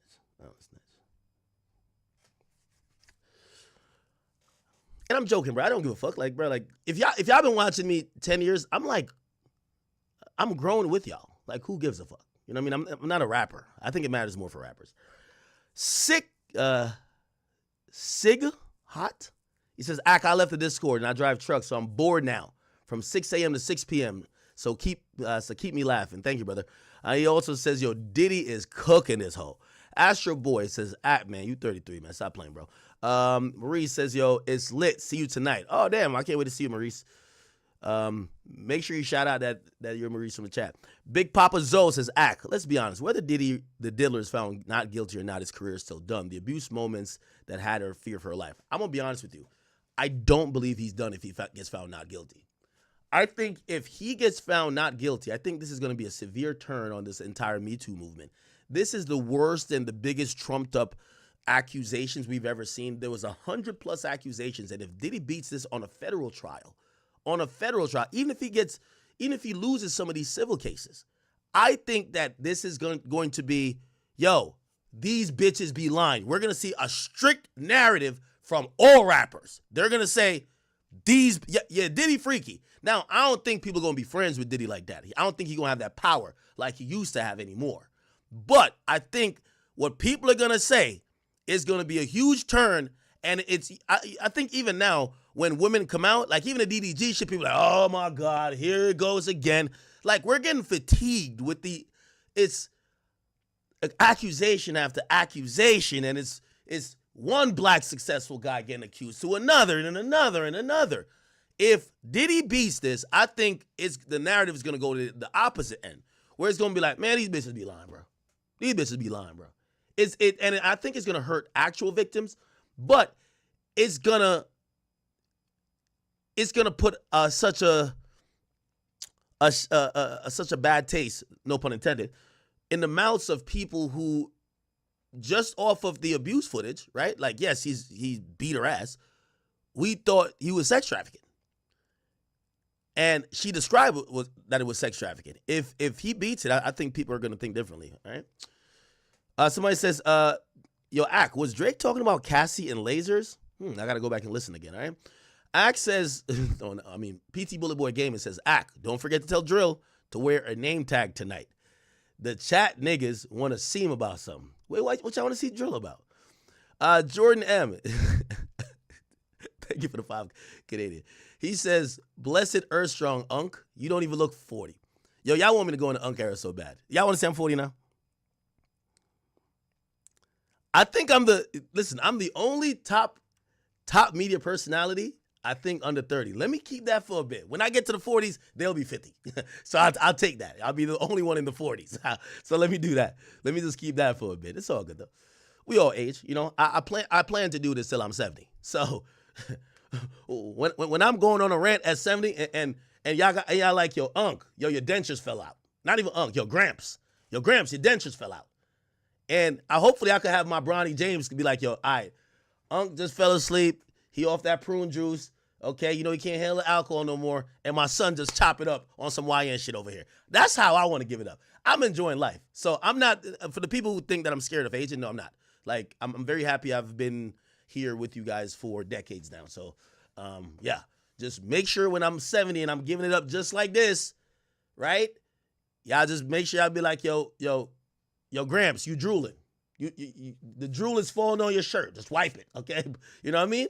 And if I ever, I don't know if it's age, I don't take them little drugs or whatever. I only drink alcohol. But if y'all ever see that white froth by my mouth, don't clown. Y'all gotta be like, yo, Gramps, you like 64 now. You got a little froth. Just clean that out real quick before you tell us the next point. It's distracting us. Just tell me that, chat. But I do plan to do this. I'm not like, I always told Adam. Adam was like, yeah, I remember interviewing Adam. He was like, yeah, I'm planning for retirement. I'm like, nigga, I'm never retiring. What the fuck is niggas talking about? Nigga, I'm gonna do this till my last day. I love doing this. This is therapeutic. Y'all my only friends. This is why I'm celebrating my birthday with y'all today. All right, cool. West Side Woo says, I think the next key witness will be the white boy that got arrested for the drug mule. Good assumption. We don't know if he's gonna be a witness. Here's the thing, though. I don't think it's gonna be him. I think they're gonna bring Jane Doe in now. I think once you start with the witnesses, you might want to keep with the witnesses. So Cassie's a main witness. Jane Doe is one too. Even though maybe they'll space them out, but you know, if we're getting the tears and we're getting these testimonies of how horrible it was, maybe there's strategies to bunch it together that it could seem like, damn, one victim after another. The drug mule guy could come in later. That's like half a day. You don't need him to say much. And then, yeah, I don't know. I could be right or you could be right. Let's see, though. The freak off froth. Estavo says, this is from July 2012. You say to Mr. Combs, I'm horny and bored. This was after a freak off, right? She says, there's a lot of text here. Said to be 25 pages. AUSA Johnson says, I would ask that the witness be allowed to read the entire document. Judge says, how many pages? Estavo says 8. AUSA says, we don't have a copy for the witness. Estavo says, we'll show it on the screen, but not in the public gallery. Okay.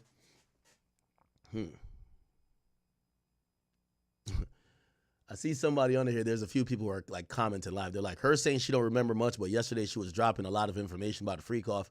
That doesn't look good. Yeah, I think we're realizing Cassie is backpedaling a little bit. She's a little bit on her heels. She's saying she doesn't remember certain things. Obviously, what I personally believe, I don't think she's doing this purposely. I think she was prepped by the AUSAs for what they were going to ask. So she seemed confident. She seemed aware. She seemed to know what she should say or her answers. She probably went over it. She rehearsed with her husband and probably the prosecutors. Like, that's a rehearsed thing. There's no like, oh, okay, we're not going to show you the questions. We'll see you in court. No, you're the lead witness for the prosecution. You're one of the reasons they brought the case. They probably went over it with you. Like, again, and they asked you pretty much the same shit they've asked you before when you got prepped. So she was more confident yesterday. Now she doesn't know what to expect. They probably prepped her for today, but remember, they're bringing shit that wasn't entered into evidence, right? So that's why she's kind of looking a little shaky. So maybe something she really don't remember, but also she doesn't really know how to answer to certain stuff, right? Okay. All right. Somebody says Diddy won this. I am Mo. Hey, by the way, shout out to my boy DDG. I think DDG should take this right now. At this moment, DDG should look at what's happening with this case and seesaw communication with what's her name? Halle Bailey. And, you know, obviously that relationship done. But trust me, you never want Halle Bailey up on a stand saying shit like this. You feel me? She gonna say all type of bullshit. Obviously, hopefully not, and obviously probably not no sex trafficking shit. But you know, that Amber Heard versus Johnny Depp thing was a really good blueprint of when you listen to the testimony of a woman, especially on direct, right? It's when the tears come out, when she starts talking about her trauma and what she's been through. Even men, we sympathize. Like, if a man sees another man crying, it's whatever. A man sees a woman crying, you're inclined to try to help.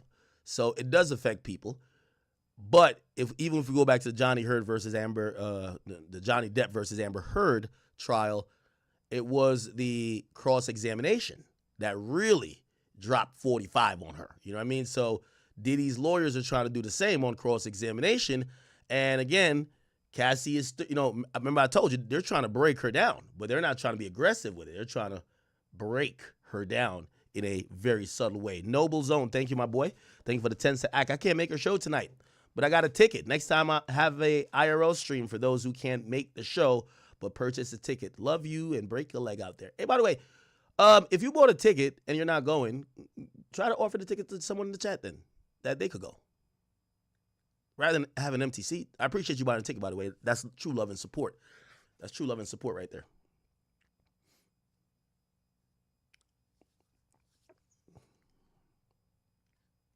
Okay.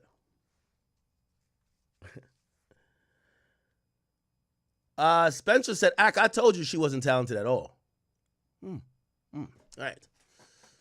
Interesting, man. Interesting. We are getting to it. We're getting to it. So look like she's reading 8 pages of like either messages or something of the sort that's in this exhibit. It looks like yeah, it's a lot of text. So she's reading 8 pages of text messages. All right. Let me see. Did we find the new interview? I don't think we found it. Not necessarily included Britney Spears and Dallas Austin. She says they came for Sean Combs. The defense calls her beautiful. Let's see. We're just looking at other sources here to see what's going on. I like to see people coming into the court, out of court. That was them arriving for day 2. Let's see about today. Diddy family arriving today's day 4 actually, right? Yeah, day 4. Here we go. Good morning. How are you?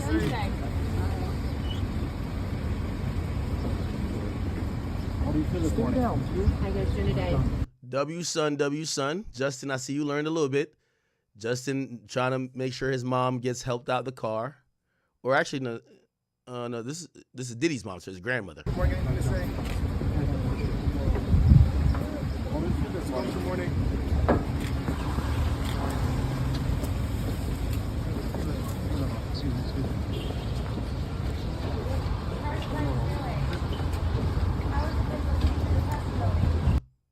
Okay.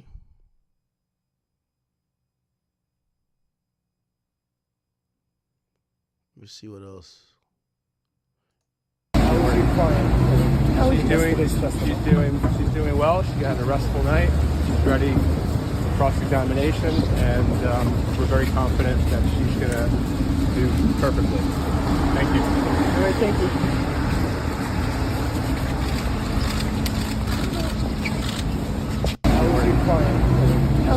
She's doing well. She had a restful night. She's ready. I'm released today after an effort made by my attorneys. I'm extremely thankful to my attorneys, Center for Constitutional Right, ACLU, and my other attorneys. All right. Okay. All right. So Cassie's still reading stuff. See if we can find some more. Good morning. How are you?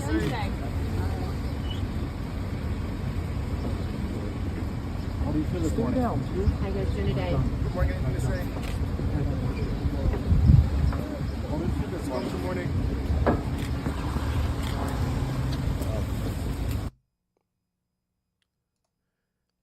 All right. Hopefully they're done, but 8 pages might take a while.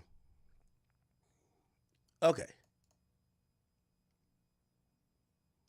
Do we have more messages? They're going to break shortly for lunch.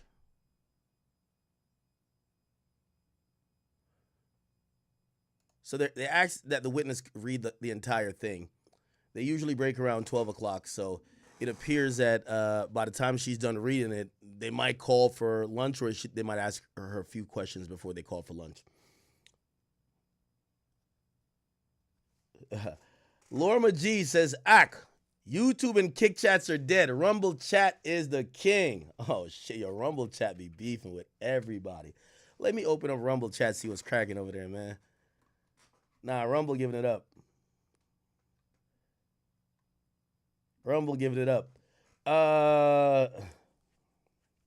Brittany Biz says, I'm horny and bored. She says, LOL, and ever gets old. Born Hustler, I see you over there. Somebody said, I feel everyone involved was freaky as fuck. I just don't understand. She's acting like she got R-worded after the first freak off. You should have left. Shout out to you, Born Hustler. Quan Bell, I see you. Pro Skill says Aki on Sawfish. Whoa, Anonymous Star. Come on, y'all making our block look crazy. He says we love anal over here. Almighty B says, what up, Ak? Baby Dog says, facts. What's really good? Gabe says, enjoyed tonight. Gino says, put us on the screen. Well, I got to make sure y'all are moderated pretty good because I put y'all on the screen and y'all start spamming the N-word. I think, well, we're not on Twitch right now. So Twitch would ban for that's the reason they banned Aiden before. They said he allowed like an unmoderated chat. C2 Superb. He said, have a good show. Thank you. Black Astrology. Thank you. He says, yep. All right, cool. I'm going to show some love to Kick as well. But yeah, it looked like we're kind of waiting for this to kind of come down. Yeah, she's reading all the text messages and look like the defense and the prosecutors are reading the messages or they're allowing it on the screen, but it's a privacy screen. I'm wondering how that's done in court. That's a question I want to ask. How are they doing the privacy screen?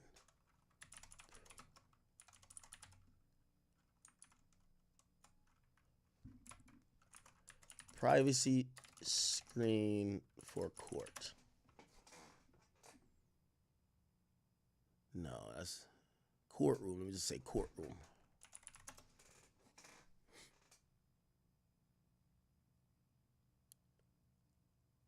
I'm wondering how the hell, like, they prevent people from the gallery to see the shit.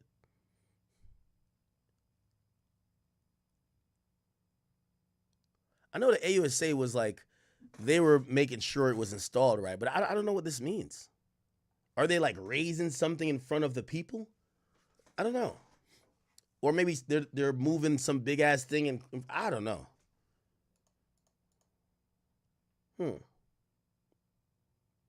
Interesting. Day 3 Diddy update, Cassie on the stand. She just finished her direct examination, even though Cassie and Kid Cudi are not together anymore. And Kid Cudi was like, well, what about my vehicle? Because at this point... Yo, why has Kid Cudi not said nothing, man? Kid Cudi asked him, yo, but what about my vehicle? What vehicle, nigga? Oh, he posted a story. Check out my first ever performance. Nigga, we ain't trying to see no performance, nigga. We trying to see if you got your vehicle back, nigga. Kid Cudi, we don't want to see a performance now. We want to see, you should have Instagram a new vehicle. Hey, happy Mother's Day to all those awesome moms out there, man. I got a specific list. Yo, you know what's so crazy about this whole thing, chat? They said Kid Cudi and Diddy were beefing over Cassie. Two niggas we think are gay are beefing over a woman. They're not even beefing over dick. Now, supposedly Kid Cudi ain't gay. Or is he gay? I don't know. Of moms that I want to shout out right now. First, number 1. Myron said call him. Oh shit, let me try to call him.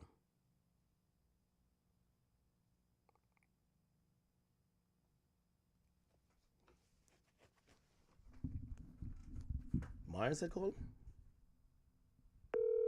I'm calling off my other number. Hi, Willie. No. Fuck. I gotta call him from the number I got. They must have went to Okay, we got some more tweets. Estevo says, you said Mr. Combs often put you down, but he also sent you encouragement and called you a queen, right? She said, yes, there's a sidebar. Estevo says, what would trigger Mr. Combs to incessantly call you? And that means phone calls, right? And they said, anger and doubt where I was. Estevo says, if he suspected you of cheating, he'd call you incessantly. She said that was one of the reasons. Because he thought, and then there was an objection. That was sustained. All right. Okay. Kid Cudi looks up to Dennis Rodman. Was Dennis Rodman gay? Somebody said Myron's trying to set up the Joe Budden fade. Yo, he posted that in the Rumble chat. Yo, Myron, could you take your phone off Do Not Disturb, because I'm calling from a different number right now. And you don't got this number saved.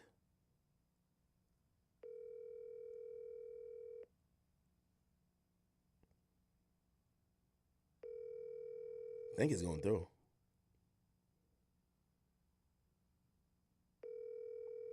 Y'all trolling me. It's from the Fresh and Fit account. Maybe that's Fresh wanting me to call him. It's ringing. Hi. Okay. Talk about Chris Brown. Yeah, I did see the quick news chat. Interestingly enough, yo, anybody who talk good about Tory Lanez go to jail or something happened to him. I don't know what's going on, bro. Nigga, the day after Chris Brown said free Tory, yo, they said Chris Brown has been taken into custody in a Manchester, England hotel early Thursday morning on suspicion of grievous bodily harm, according to law enforcement. This arrest stems from an incident 2 years ago where Chris is being accused of allegedly smashing a tequila bottle over music producer's heads at a nightclub. Chris is in trouble with the law again. The R&B singer was arrested in the United Kingdom over a bottle thrown incident in a nightclub 2 years ago. He was taken into custody, and yeah, I told you why. They reported that he was busted hours after he was flown into town on a private jet, landing at Manchester Airport. We're told that the arrest stems from a violent incident that took place at the Tape nightclub in the Mayfair section of London on February 19, 2023. He allegedly clashed with music producer Abe Dia and is accused of attacking him with a bottle. At the time, Dia told The Sun that Chris smashed him over the head with a bottle, then punched him and kicked him. Ryan J. Danstrid, who's an attorney for Dia, in 2003 lawsuit against Brown, tells TMZ, "We can confirm that Chris was involved in an incident with our client and the injuries sustained are serious. We're pursuing all legal remedies to hold him accountable. At this time, we will let the facts speak for themselves through the proper legal channels." Ain't that snitching? Or the guy probably not a gangster, right? Damn. I ain't gonna lie, man. This might be the wrong time to be caught overseas on some shit, bro. This might be the wrong time. A lot of countries ain't feeling Trump. They ain't feeling the energy coming out of the U.S. They might just try to hold him on some Brittany Griner shit. Now, granted, it's C Breezy. It ain't Brittany Griner. I think, and also, it's Big Trump, not Sleepy Joe. So I do think he gonna get bail, or the U.S. government gonna go get our Breezy. Breezy's a living legend, and we not gonna let him get locked up in no fucking UK hellhole while he's our legend. We ain't gonna let it happen, man. That's why, listen, no matter what with Trump gonna get that nigga. He probably gonna tell him, listen, I'm gonna give y'all 1 week to hold him and y'all figure it out. If not, I'm coming to get that nigga. All right? So we know Breezy ain't gonna stay locked up too long. But damn, he hasn't been back to the LA. Not LA, I mean England in 2 years. Don't he have a tour starting soon? Chris Brown tour. He flew in there in a private jet.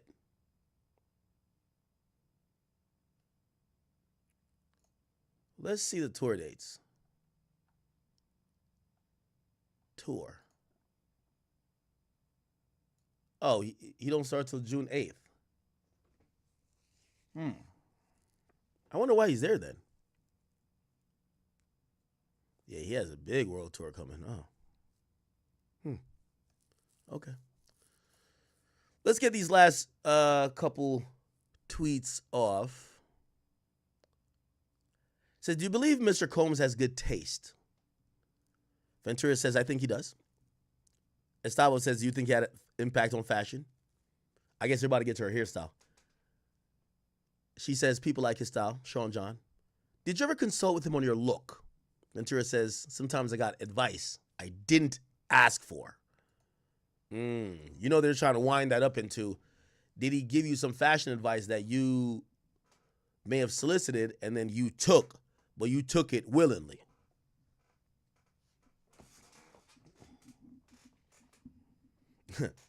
Someone said, if Breezy don't get let out of jail, man, Trump about to hit them with 500% tariffs. Yeah, so you could see they're kind of leading to a few things here, and I think this is going to have to do with her hairstyle, because I think the government is trying to, or already did, have her testify like him controlling her look was part of the manipulation and the control, that he had over her. But they're trying to make it seem as, Diddy was a fashion icon. He may have suggested it. So they're not denying that Diddy didn't suggest that haircut, but they're just saying you wanted to do it. Gino Maolo, thank you, on Rumble. He says, Ak, man, they're young and dumb. All men give their women fashion advice. Okay? What up with y'all over Kick, man? I'm watching y'all. Lord Nicky says, $1.50 in England is brazy. I'm going to be honest with you. Given the woman that Diddy went for, I was very surprised he went for Young Miami. Young Miami seems loud. Maybe she's like very submissive once she's in a relationship, but she's like so loud. She says everything that comes to her brain. Like, the thing with Cassie is that Cassie seemed like she was holding a lot of things in. Like she was, I guess the biggest difference I see with Young Miami and Cassie is Young Miami is one of them women that have no shame, like zero shame. Like she's online talking about her getting peed on, right? Cassie doesn't come across as the person who would want that information known, even though they both were getting peed on. Like there's a group of women who shame weren't installed in them. Like we got like you need to get the DLC pack for them to get shame. They got no shame. And that's like Young Miami. But here's the thing, with how Diddy moves, and if you want some type of discreetness, you need a woman that probably needs to operate in shame, right? Because I do think that shame allowed Ventura, if she really wanted to speak up, but she probably didn't want to speak up out of having to admit some of the shit she did.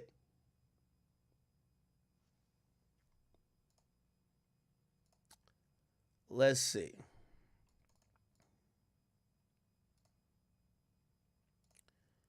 So now you're talking about fashion advice. Then we hear, okay.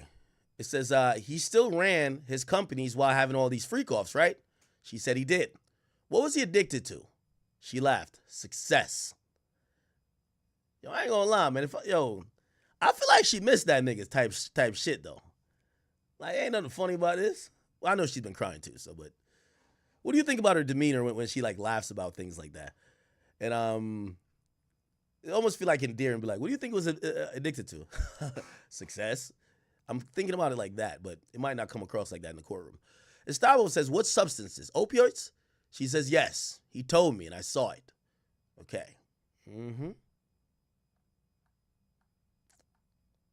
So she's admitting, and by the way, this is going into their theory, both of them were drunk. So if both of them high, out of their mind, remember the prosecutor wanted to make it a point that the beating that happened at the freak-off at the Intercontinental Hotel in March 2016, that Diddy was sober. It was in the morning, 11 a.m., and Diddy was a sober man.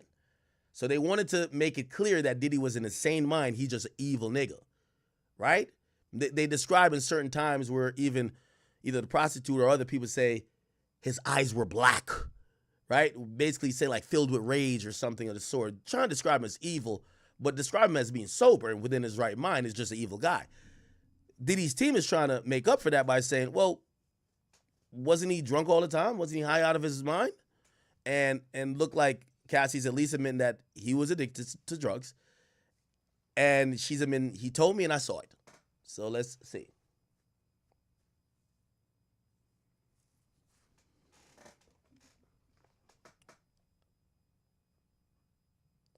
Big cap, no cap on Kick. He says, Ak, she was still sleeping with niggas when Diddy wasn't around. Yeah, that's true too. Hold it down. Thank you for the 5. It says, Ak, I purchased 2-floor tickets. Are we going to be seated? Yes. There's seats. Like, this ain't standing room shit. Yeah, you guys will have seats. Absolutely. It's a podcast. Like, nobody watches the podcast standing up.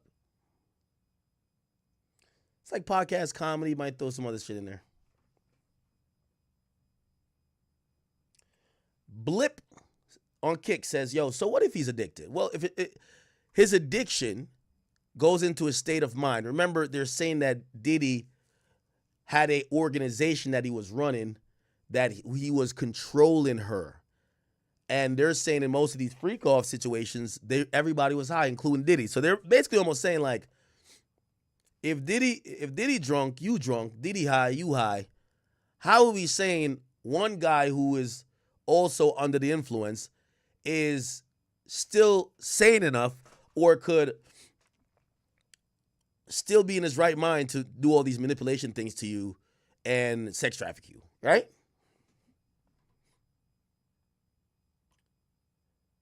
YKGPT says, man, Cassie should be a damn code D, man.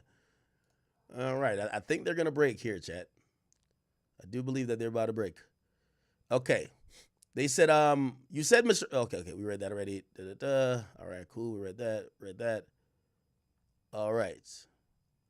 Now we're here. It says, did Mr. Combs' mood depend on whether he was withdrawing from opiates? She says he was more irritable, I would say. So she is kind of copping to some of what their argument is, that, hey, Diddy was a drug addict, that maybe some of the temper and the mood swings, they were arguing he had mood swings, and it was because he was coming off of these drugs or he was getting high. So they were saying it was the drugs that was causing some of these outbursts, not necessarily an evil person. Now, remember, that's not necessarily an excuse, right? Oh, I was high, so I shot him. However, remember, Diddy tried to go forward with this idea of, his idea was, what do you call it again? It's not insanity, but he said I wasn't in my right mind, which means that, it helps explain some of the things he's not charged with. Like, for example, he's not charged with violence. Maybe the jurors could understand his violent outbursts a little bit more by understanding that he was an addict. He was coming up, it was getting high and coming off of drugs, and that's when these things would happen. He's not charged with violence, right? He's not charged with domestic violence, I should say. He's charged with sex trafficking. So they're doing a job of saying, all right, so when he used to beat you and shit like that, was he like sane, or was he just like, he was usually high or drunk or whatever the case is? And she's admitting that, his moods definitely swung whether he was coming off the drugs or not. And it says, what other drugs was he addicted to? AUSA says objection. It says no foundation. The judge says, I'll ask if I want the grounds. Okay. So it looked like they overrule it. Okay. All right. We are trying to see. So when I say accurate, you're going to record the event. I think we'll have some type of recording for the event.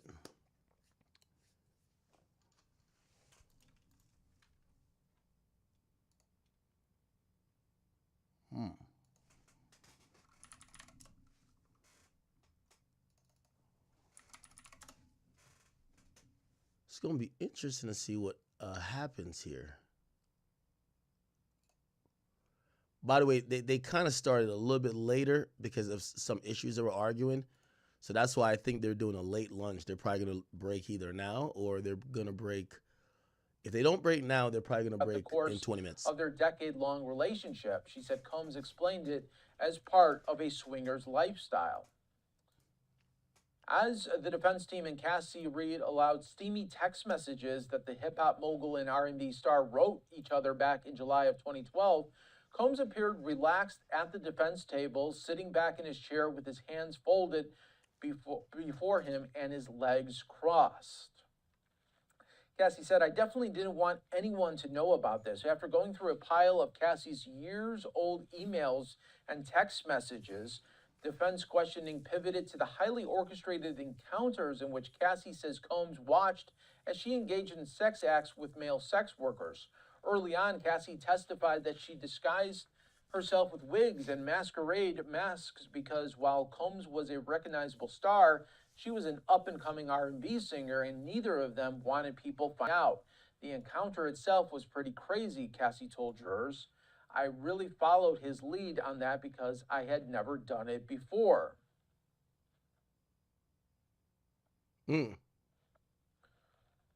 Also, in today's cross-examination, Cassie grew increasingly frustrated with Combs' messages do show.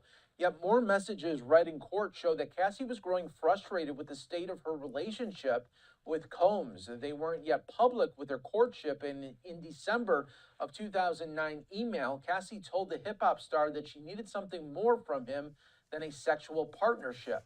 Responding to a sexually explicit email from Combs, Cassie wrote, "I like that. I want it, and I want to give you the same. I just think that I have to trust you beyond it just being sexual. Do you know what I mean?" The message continued. "In order for me to be more open with the things we do in bed, I need to feel safe, like home, like this is my husband, and this is the only man that will ever have this aggressive sexual side of me." Combs's lawyers are seeking to portray Cassie as a willing participant in Combs's freak-off lifestyle. And again, earlier, the defense has Cassie reading her sexually explicit messages for the jury.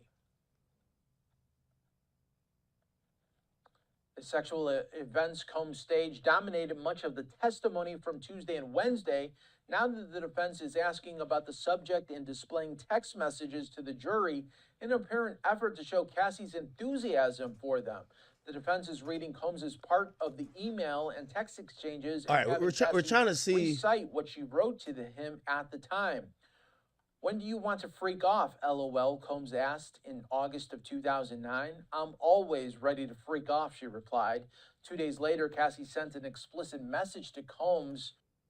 Wait, I think this guy's getting, I don't know how he's getting the info, but he's getting the info in a different way than everybody else. I don't think he's only reading Inner City Press. Oh, okay. Where he said, "I can't wait to watch you. I want to get you real hot." She replied, "Me too. I just want it to be uncontrollable." Let's continue to get more updates here on Live Now from Fox, as so many of you are continuing to follow along with us and getting these updates all in real time from the great court reporters that continue right now inside of the court. Let me just read out a little bit more here that we are getting.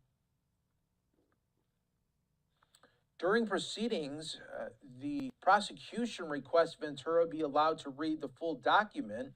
The judge asks how many pages it contains. The defense says 8. When the prosecution notes there's no copy for the witness, the defense says they're displayed on a screen, not visible to the public. So right now, it looks like they're referencing more text messages or emails, and it looks like it's about 8 pages long that is not going to be in the public view.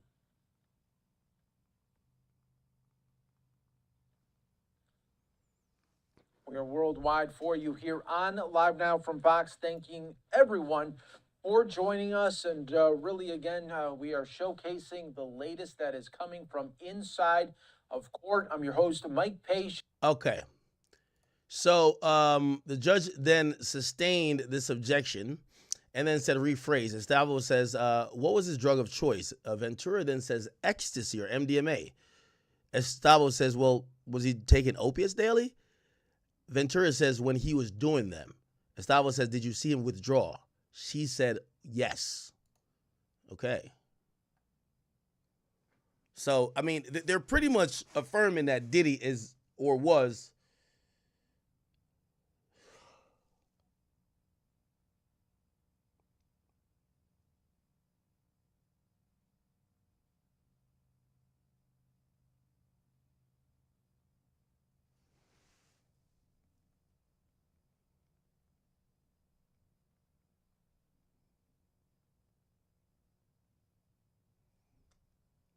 my bad, Chad. I'm like dealing with like 5 different things going on. All right. All right. Okay. So Cassie has admitted that, you know, they're speaking towards what she believed was Diddy's state of addiction. She believed Diddy was an addict. She believed that Diddy had severe mood swings and bad tempers when Diddy was coming off of the drugs.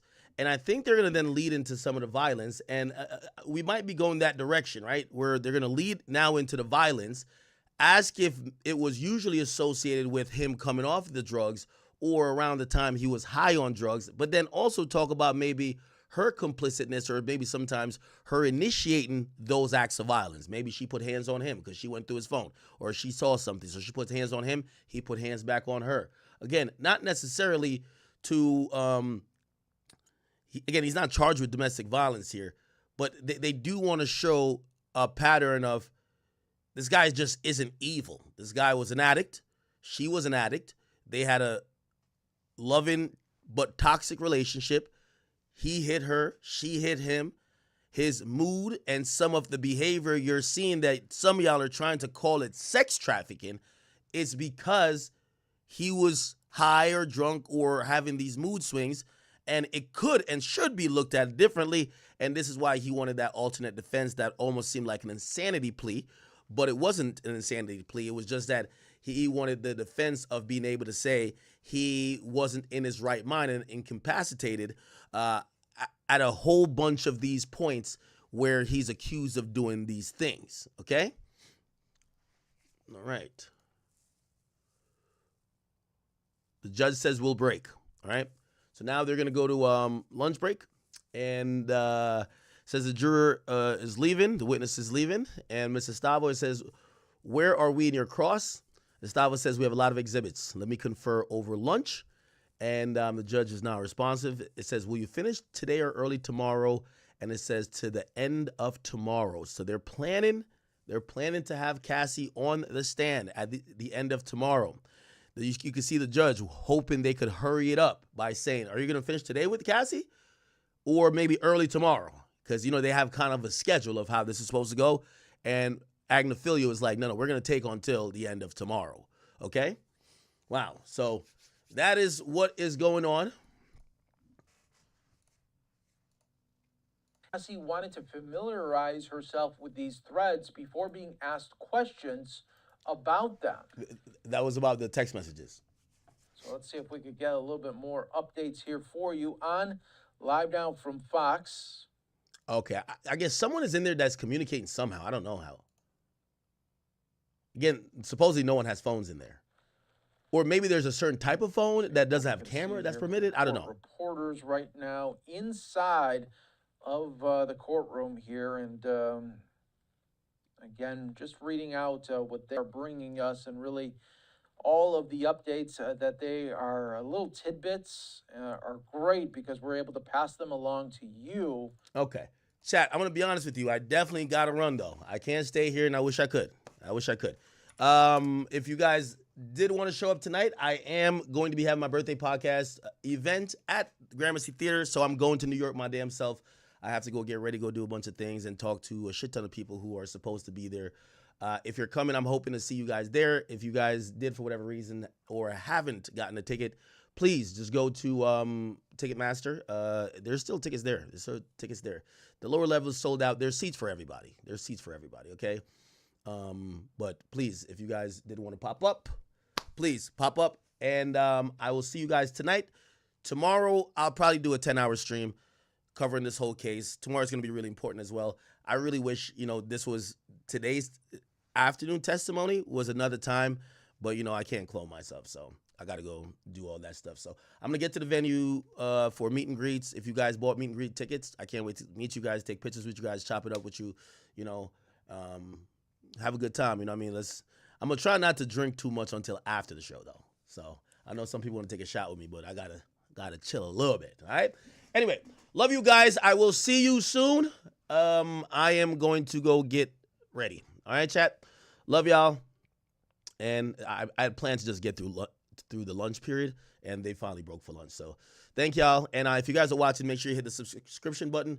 If you guys are watching, no matter what platform, just make sure you subscribe. We'll be back. Not tonight.